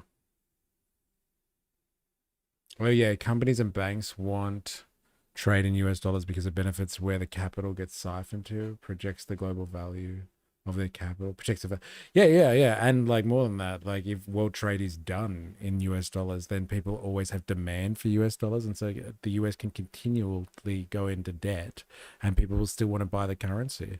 Like they are not a safe place to invest in. Like if you're looking at a bond market or something like that, like they got $30 fucking trillion worth of debt, but people are just like, fuck it, I need US dollars, I'll buy more dollars. I can't shake the fact that counter sounds like Giannis. I'm wigged out, man. I'm freaking out, man. He's freaking out. There is no verified authority for recent government announcement in 2026. However, it has been reported that Venezuela over the past several years has been selling oil for and accepting payments in currencies other than the US dollar, such as the Chinese yuan, euro, and rubles, and is applied to join or deepen its ties with BRICS, which is part of the de-dollarization efforts. Maybe we should have a Nobel War Prize as well. If we give it to Trump, maybe he'll stop playing grabby with places where brown people live. Happy New Year, by the way. Happy New Year. I'm more worried about Europe than the Middle East for nukes. ME is used to war. Europe is terrified of it. What does ME mean? Oh, the Middle East. Oh, okay. Yeah, they might get a bit like, trigger happy because they're not used to it. Venezuela has for years expressed a policy of selling oil in Chinese yuan. and other non-dollar currencies to reduce reliance on US dollar, and has built payment channels with China that bypass the traditional SWIFT dollar settlement. When did this come out? My God. My bet's on France. Eh?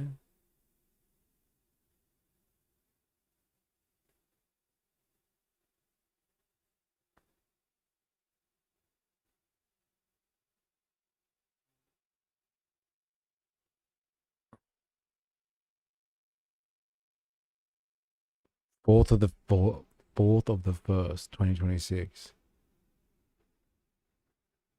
Fuck, when did the strike happen? Oh no, this did happen the day of. The answer to your question of why the United States launched a military strike against Venezuela suddenly and without immediate provocation has nothing to do with drugs or the war on terror or defense of democracy. The real reason has its roots in divisive geo-economic agreement of the 20th century. This is the agreement concluded by Henry Kissinger with Saudi Arabia in 1974. This agreement laid the foundation for the petrodollar system, which ensured the economic dominance of the United States for decades.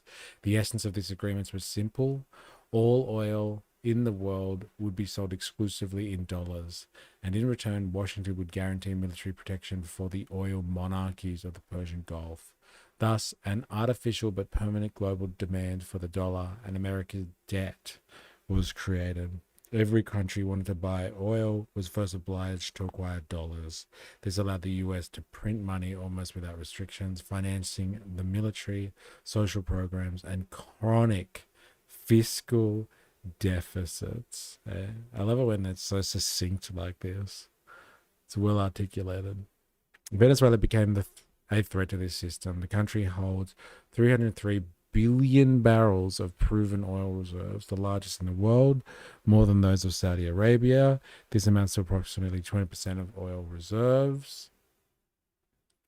From 2018, Caracas began selling oil in Chinese yuan, while also accepting euros and rubles, openly declaring its intention to abandon the dollar.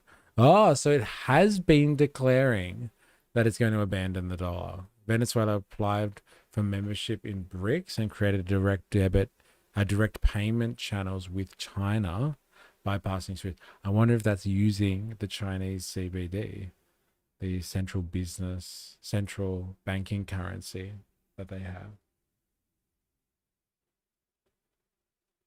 In reality, the country was in a position to finance the process of de-dollarization for decades, using its own energy resources. From Gaddafi to Hussein, eh?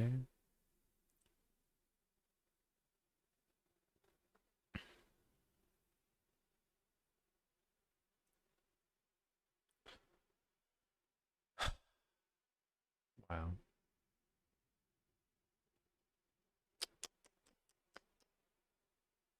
Decline of emerging markets.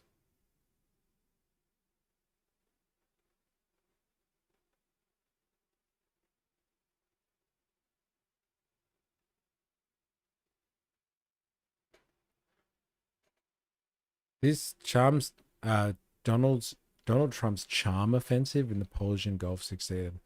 This development also follows impressive commitments by Persian Gulf countries to invest billions in the United States, often through their powerful sovereign wealth funds. Saudi Arabia was Trump's first foreign destination during his second term, while in November he hosted the powerful Saudi Crown Prince Mohammed bin Salman at the White House. Trump stated that Saudi Arabia agreed to invest $600 billion in the US, while bin Salman committed to increasing a total of about $1 trillion. Abu Dhabi has committed to investments of $1.4 trillion in the US, while Qatar has plans to invest over $500 billion over the next decade.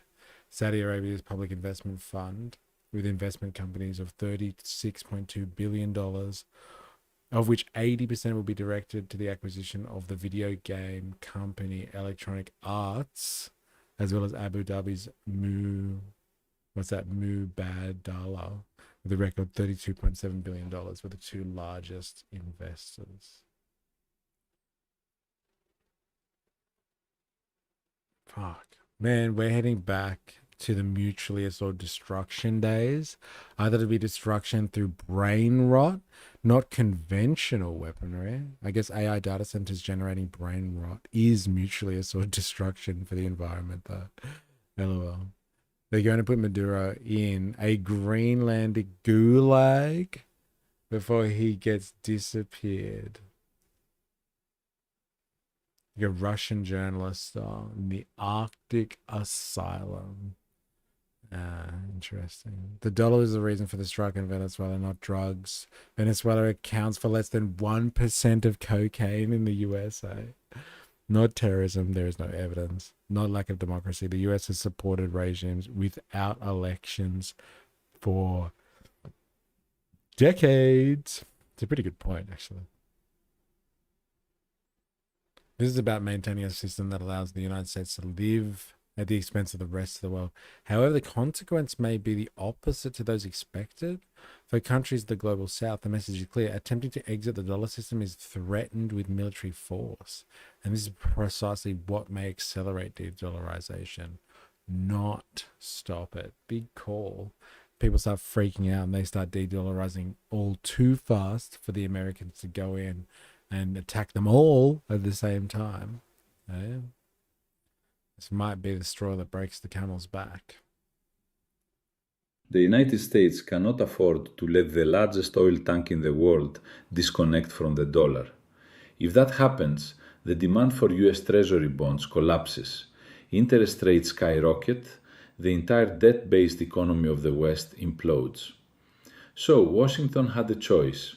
They could accept the new multipolar reality and negotiate, or they could use the one asset they still have in abundance, military force.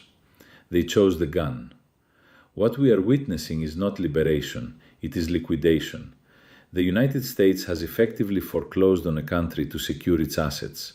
They have seized the collateral. This is the return of 19th century gunboat diplomacy, disguised as 21st century humanitarianism. In this video, we are going to ignore the noise. We are not going to talk about the raid. We are going to talk about the... You know, for fuck's sake, I think you're right. I think this might be fucking AI. 4S, did you call that? His mannerisms are just like, they just repeat themselves over and over again. The exact same blink and stuff like that. Sweet. So if America loses, it's debt jubilee? I called it. Yeah, I know, right? If America loses, then everybody gets to renegotiate their debt all over again. Welcome. Bring them down. Also, 90% of Greenland is Inuit, and like 100% of the media have seen about it talking. It is talking heads of Danes, random white people saying it belongs to the people, but then the media doesn't talk to the people. Why didn't you say so, boys? Arm up. We're going to defend Venezuela. I know, right? Oh my God. We all get off on the debt then? I think you might be right for IS. Wow. And Tom Jones is back as called it as well. It's like they're all the same person. Like, so he looks the same. He's in the same outfit every single time. I think you're right. Reason. We are going to expose the desperate economic mathematics that drove the United States to invade a sovereign nation. We will show you how the death of the petrodollar has turned the US military into a global debt collector. And he does sound like Giannis. And we will explain why this tactical victory in Caracas might actually be the strategic defeat that breaks the dollar's back forever. Welcome to the real war. It's not about ballots, it's about barrels. To understand the ferocity of this move, you have to look at the American balance sheet. For decades, the Western media has sold us a myth. They told us the shale revolution had made the United States energy independent. They told us the US was the world's largest oil producer and therefore it no longer needed to care about the Middle East or Latin America. This was a half-truth, and in geopolitics, a half-truth is a full lie. The United States does produce a massive amount of oil, but it produces light, sweet crude. It is like champagne, bubbly, light, and expensive. The problem... Yeah, I think it's fucking AI. I don't know. We're gonna have to have we're gonna have to have a policy on this stream about like whether we accept AI or not. Because like, is the source still valid? Is the information still valid, or are we just like human bias? And it's just like, no, we can't take this. Like, remember last year when we got stung with the Giannis one? We were like, no, we can't watch this, man. Someone's ripping off Giannis. But like, who's this guy? I don't know. It's just random AI character. Who wants to join Whale Team 6-7 and take back Maduro? Why whale? Because whales eat seals for breakfast. And well, then you might have to fire your research assistant. Yeah, but like, that's me seeking out an AI research assistant. This is subterfuge. Like, we're being tricked here. And like, then pretend they're not overtly saying, like with the Giannis one, it was like, this is AI. I'm pretty sure it said it in there actually. This one, they're not saying that it is AI.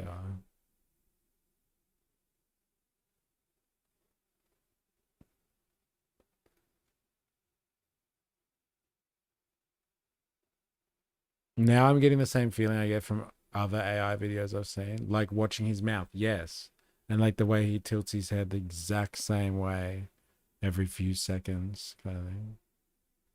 It's too robotic, man. It's crazy. Yeah, his accent is completely different in the older videos. He's made LOL, and his script is, it's not just X, it's Y. Oh my god. Oh my god.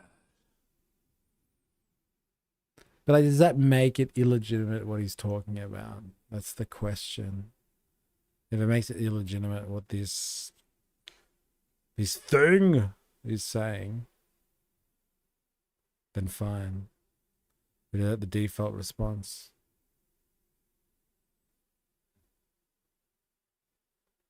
Navy SEALs, more like gravy seals from Meal Team 6. Interesting. I haven't made up my mind about this. Yeah.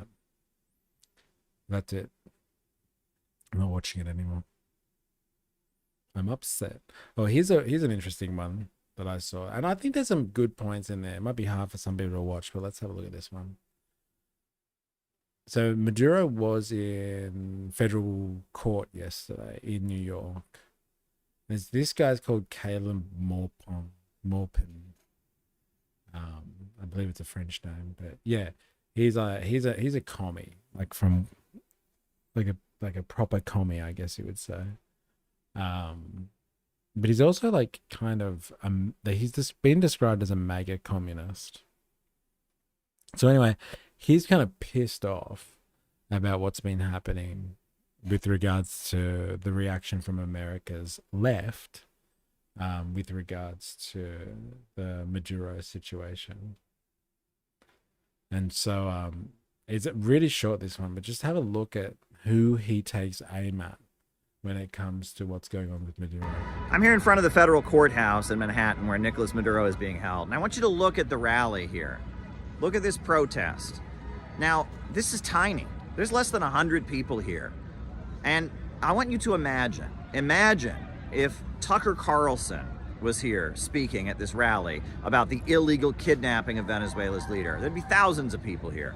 Imagine if Marjorie Taylor Greene was speaking at this rally. There'd be thousands of people here. Imagine if Candace Owens was speaking at this rally. There'd be thousands of people here.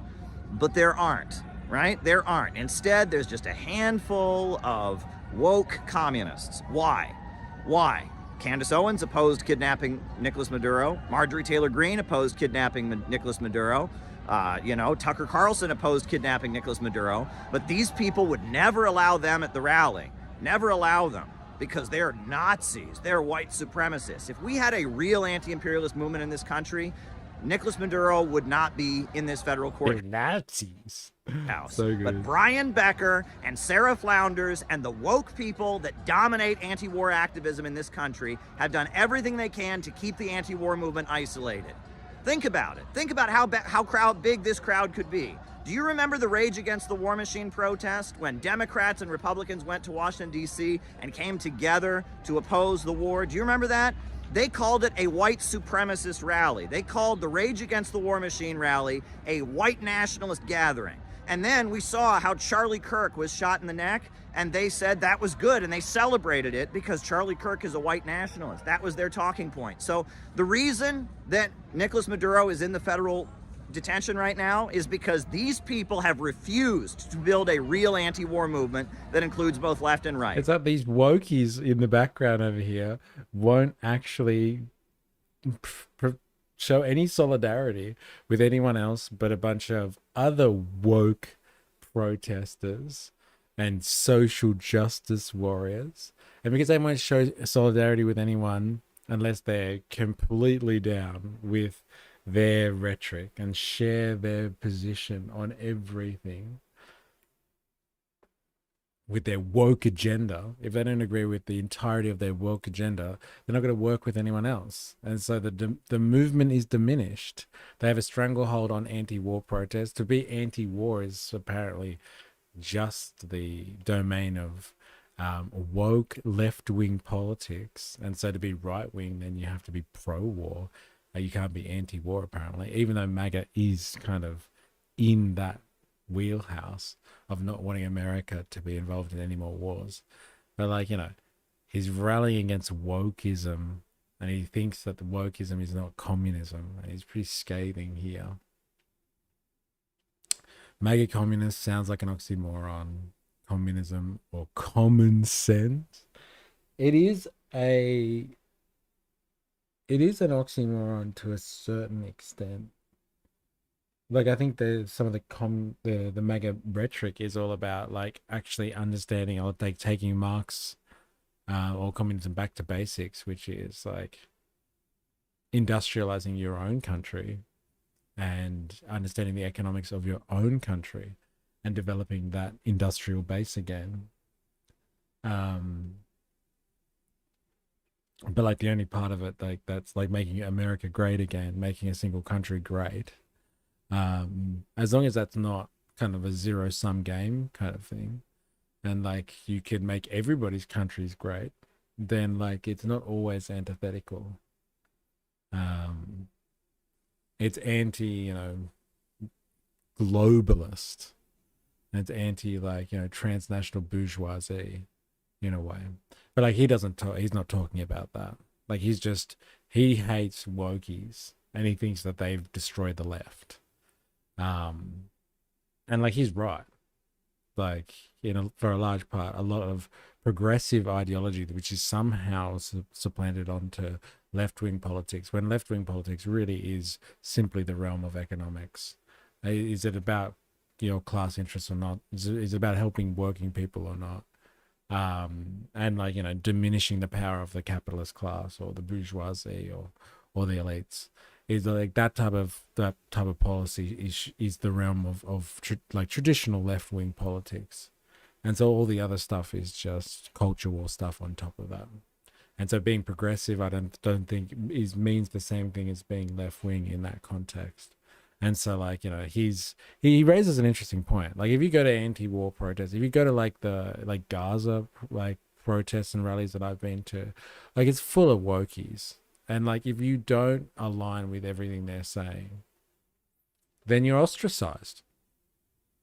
Like, you could have a whole bunch of people that are like, you know, potentially MAGA types that are like anti-Israel Zionism, and they wouldn't be welcome in like the type of Gaza rallies that I've been to, or Palestinian rallies that I've been to, because they don't align with everything. But like, I think he's got a fair point in saying that, you know, you should seek solidarity with whoever the fuck it is if it suits what you're protesting about. And if these people are truly anti-war, then their power is in numbers. And like they should be making coalitions with people on the right, like Tucker Carlson supporters and Candace Owens supporters, whatever. Have them speak at an anti, because like you have a shared grievance, which is war and the merchants of death. And so like you together you're stronger, and just make it about that and nothing else. But that's how that's the culture wars. The culture wars divides us, and really, really well. So we can never agree on anything. We'll never come together on anything. As something as important as being anti-war. It's an interesting point. Hell yeah, brother. Why aren't my fellow righties anti-imperialists? What the fuck is going on? That's a lie. We were only holding true to Charlie's values in his death. It's an interesting point. That's how Hitler sold it to the Germans as well. Then they killed the actual communists. What do you mean by that? I would like to know more. He's trying to decry no one having a cross-political coalition, but then he's actively saying certain people shouldn't be part of it. Who is to blame for anti-war faction balkanization? Yeah. Yeah, like as in like he's like calling out certain people. But like I think he's calling out particular persons that are active in kind of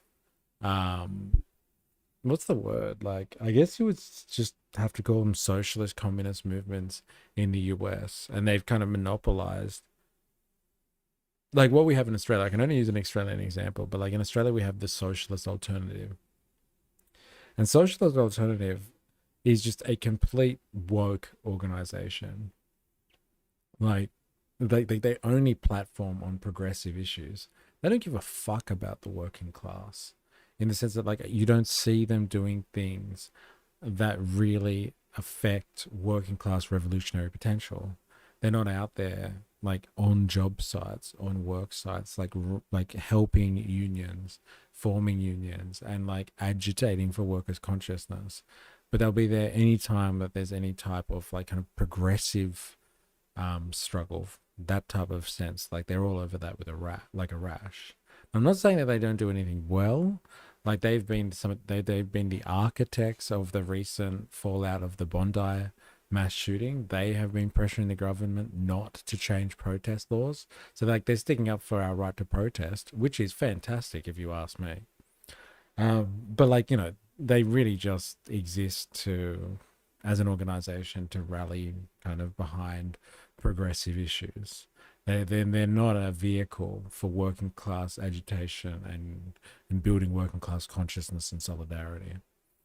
And so like he's pointing out for like there's two figures. I'm assuming he obviously has a personal vendetta against these two figures that he's named and shamed here.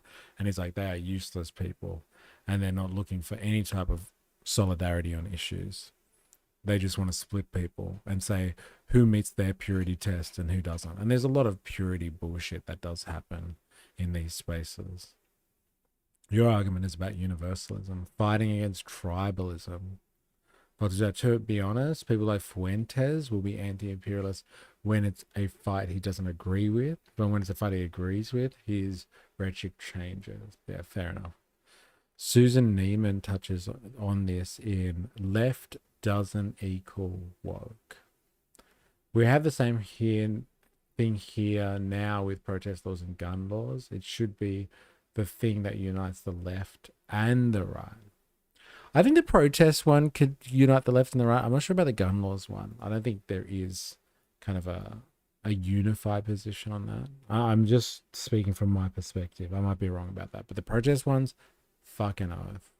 I think the left and the right should be unifying that. Indoctrinating Hitler sold the Nazi party simply to how MAGA is sold to the US, building up the German industry and getting Germans back to work. They incorporated communists and socialists into the party by selling them the story that once Germany is great, then they could make the rest of the world great. Yeah, fair enough. I think the difference is the mentality of seeing people that prevent progressive policies with intentionality. Like not treating centrists as misinformed, but as false progressives, intentionally trying to prevent a workers' revolution, like the Democratic Party in charge, yeah. And like these types of people, if like my analogy is correct, if they're similar to things like the socialist alternative in Australia, like they're not fucking revolutionary. They don't give a fuck about being revolutionary. Like they just are kind of professional protesters. They're activists. They're just activists. And like whatever's the trending activist issue at the time, you know, abortion rights, trans rights, lockdowns, virtue signalers, yes. They're not revolutionary, they don't give a shit, but they call themselves socialists because it's edgy too. It's, you know, calling themselves communists is trendy as well. That's as far as it goes. Australian socialist movements seem to draw a line between culture and class without getting nuance overlap. The Gaza protests united a lot of people with very different ideologies and spiritualities. Yes, look, I think they were integral in the Palestine rallies that happened, and they were one of the main organizers, but they weren't the only organizers, especially in the Sydney rally that went over the Harbour Bridge. There were lots of groups that came together for that. It wasn't just the socialists, but they don't use it to turn it into workers' class consciousness. They don't do that. They don't do it.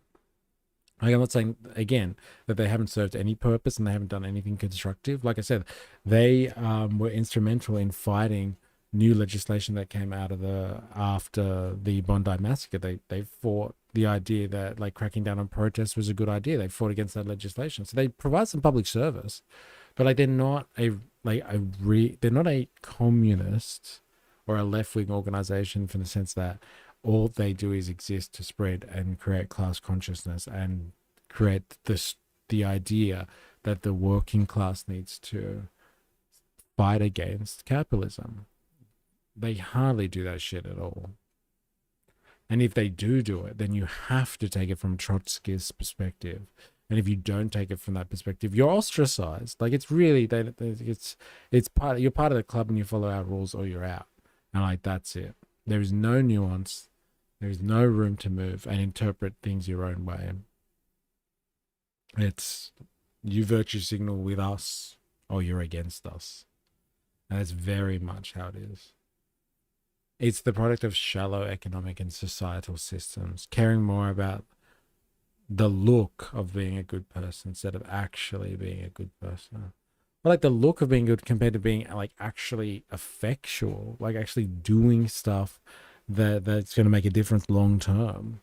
Like, you can stand out here and say, hey, we protested today against Maduro, or you could join forces with thousands of other people that also agree. And like, who cares if you have little differences on other issues or big differences on other issues? Let's all fucking unite about this one thing, which is we should not be engaging in any more wars. America, like our president promised us that if he was voted in, he wouldn't start any more wars. He's openly invading another country and capturing their president. We don't want to see this. And like, rallying with anyone who decides to share the claim to that cause. And so like, he's just saying like, these purists here would never do that. And it's a fair fucking criticism. I share that criticism myself. The right won't push on the protest laws because of the Palestinian angle. If the left said they oppose gun laws like they do the protest laws on the basis on government overreach, the right wing would unite with the left. Interesting. Unite the clans. They have decided to keep the anti-war movement woke and cringe and fringe. They threaten violence against anti-war conservatives. They acclaim anybody who doesn't agree with them about transgenderism or whatever the latest trendy liberal cause is as a Nazi. They are to blame for this. If they had built a real movement that was inclusive, this wouldn't be happening. You can thank Brian Becker and Sarah Flounders and Joe Lombardo and all the grifters who refused to build a broad anti-war coalition. You can thank them. The grifters. Who is this Brian Becker guy?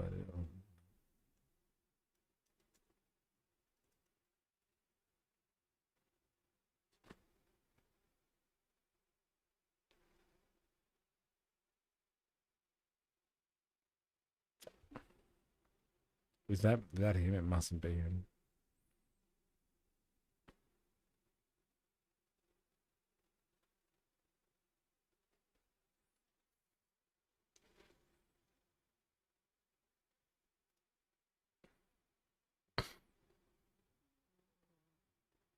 He's a national coordinator of the Answer Coalition. He's a founder of and a central organizer for the Party of Socialism and Liberation.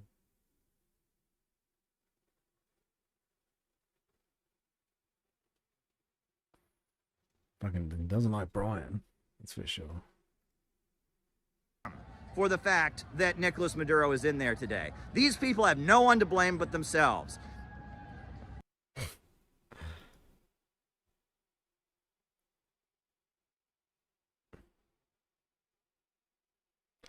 It's my problem with all the climate protesters. How many of those people consume out of desire and not necessity, which causes more environmental harm? Yeah. It's also hard to convince a lot of people of color in Oz to do socialism when many are fleeing post-Red Scare countries. With anything left gets you unalived, i.e. human rights lawyers in my fellow family. Interesting. Yeah, it's a fair call. And so, like, you know, focus less on the socialism, I would say, and the communism. Just focus on people's class interests. Just like we've got to get class consciousness back. We can do so much more. Like, the world was actually a more stable place, I would actually say, and there's more workers' class consciousness.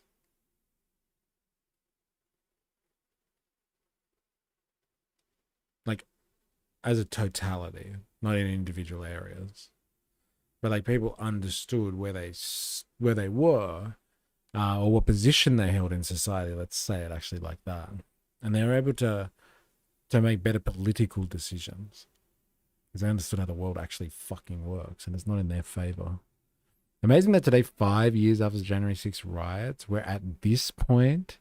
We can't say we weren't warned about how brainwashed MAGA is.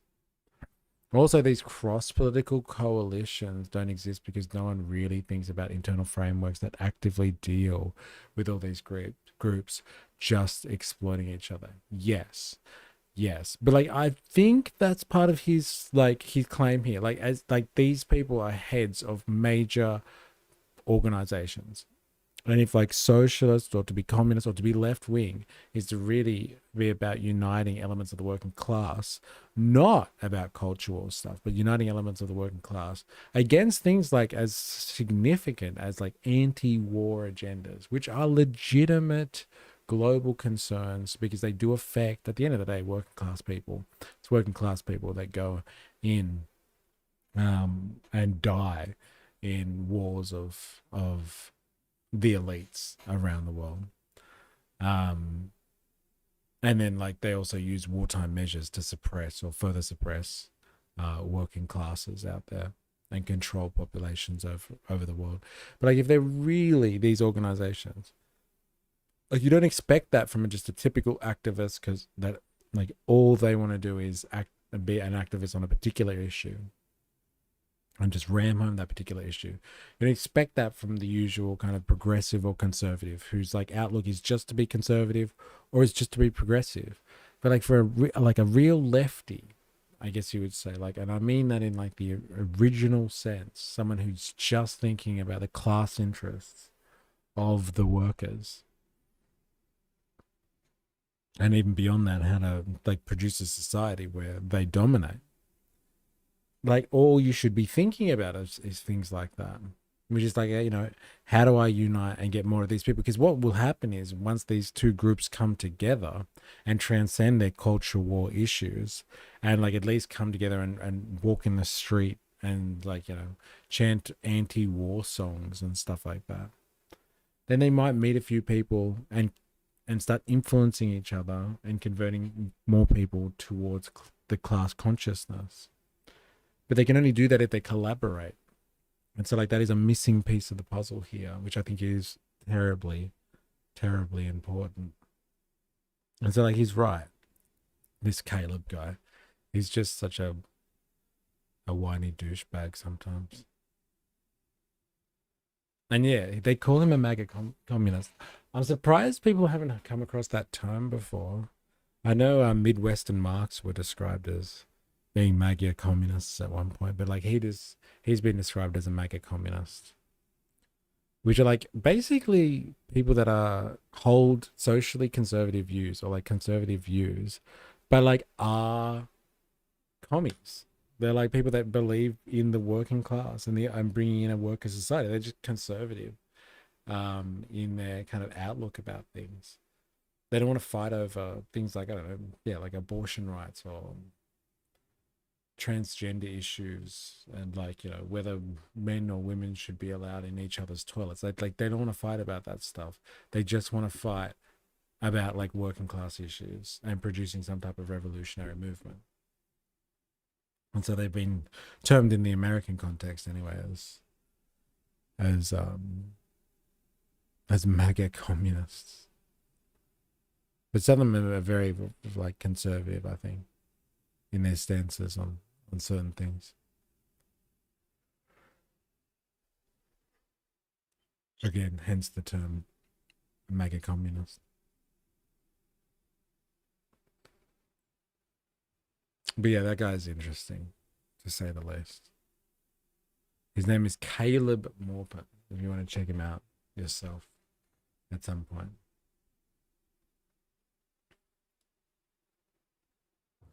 Russia's foreign ministry is condemning the U.S. capture of Nicolás Maduro and his wife and is calling for their release from U.S. custody. The longtime ally of Venezuela is now calling for the conflict to be resolved through diplomacy. Let's discuss this with Nina Khrushcheva. She's a professor of international affairs at the New. Great. So basically, I'm a MAGA communist, I guess, but like that also puts me down as like a MAGA communist then, because like I do want to detach from the culture wars. I think the culture wars are the thing that divides us. And so like if we can get away from the culture wars and just concentrate on class consciousness, then I'm all for that. But like that, I don't think that's the insinuation. MAGA communist is someone that believes in all of the usual MAGA tropes, but like they also believe in creating class consciousness. MAGA in the sense that they believe in the populist propaganda, even though Trump doesn't truly represent or believe any of it himself. Yeah, I don't think they're particularly aligned. That's the thing with Trump, these people. Like they are, I think there is a level of that. They think Trump is way more of a populist than like Kamala Harris. Like, right, they believe that if you really did a class analysis, like at least Trump uses like class rhetoric, like you've said, as a populist. And so like they agree with more things that Trump does, like tariffs, for example. They agree with tariffs on the basis that it will help re-industrialize America. And in the face of this, in the face of the idea that as communists or people that like follow a Marxist understanding of the economy, that like you actually need the industrial base in order to be able to create value and have power. And so like they want like kind of tariffs because they want to protect American industry and they want America to reindustrialize. Because they want to have surplus value created in their country and control the creation of surplus value. So they believe that Trump is a better path towards communism than, like strategically speaking or economically speaking, in terms of what policies he has, than like Kamala Harris, who's just a liberal stooge kind of thing. She's just a progressive.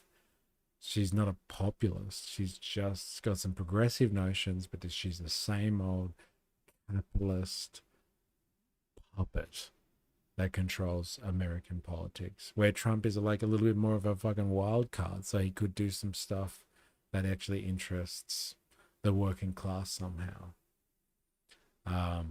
because he runs off that popular agenda.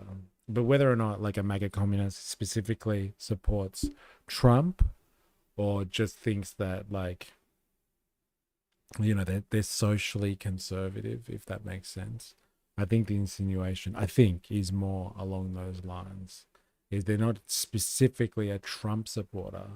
They're a weird blend of, socially conservative,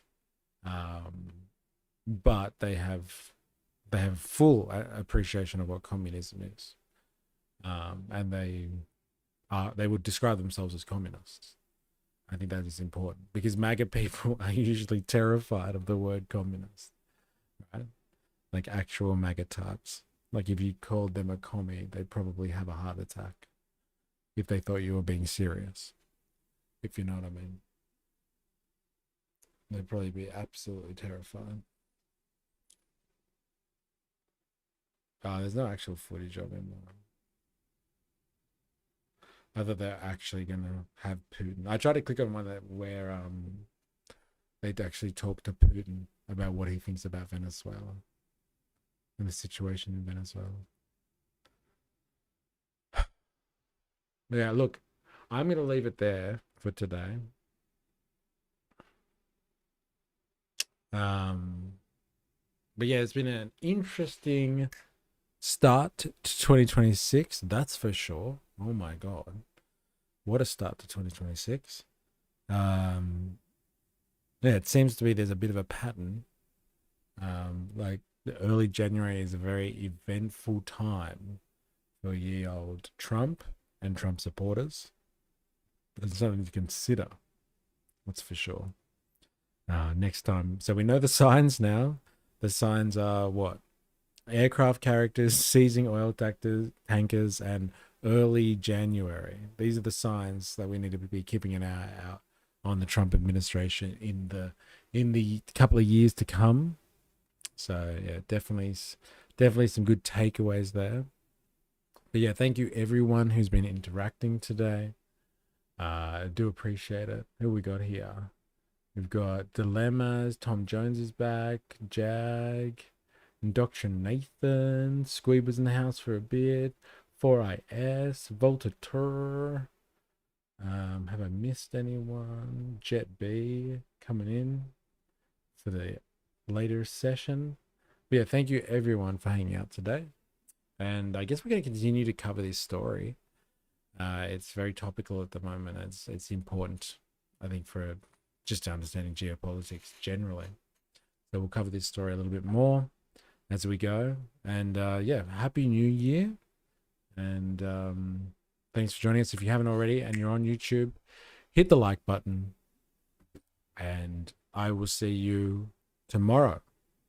Until then, please remember, I am, you are, we are a mystery. See you on the morrow.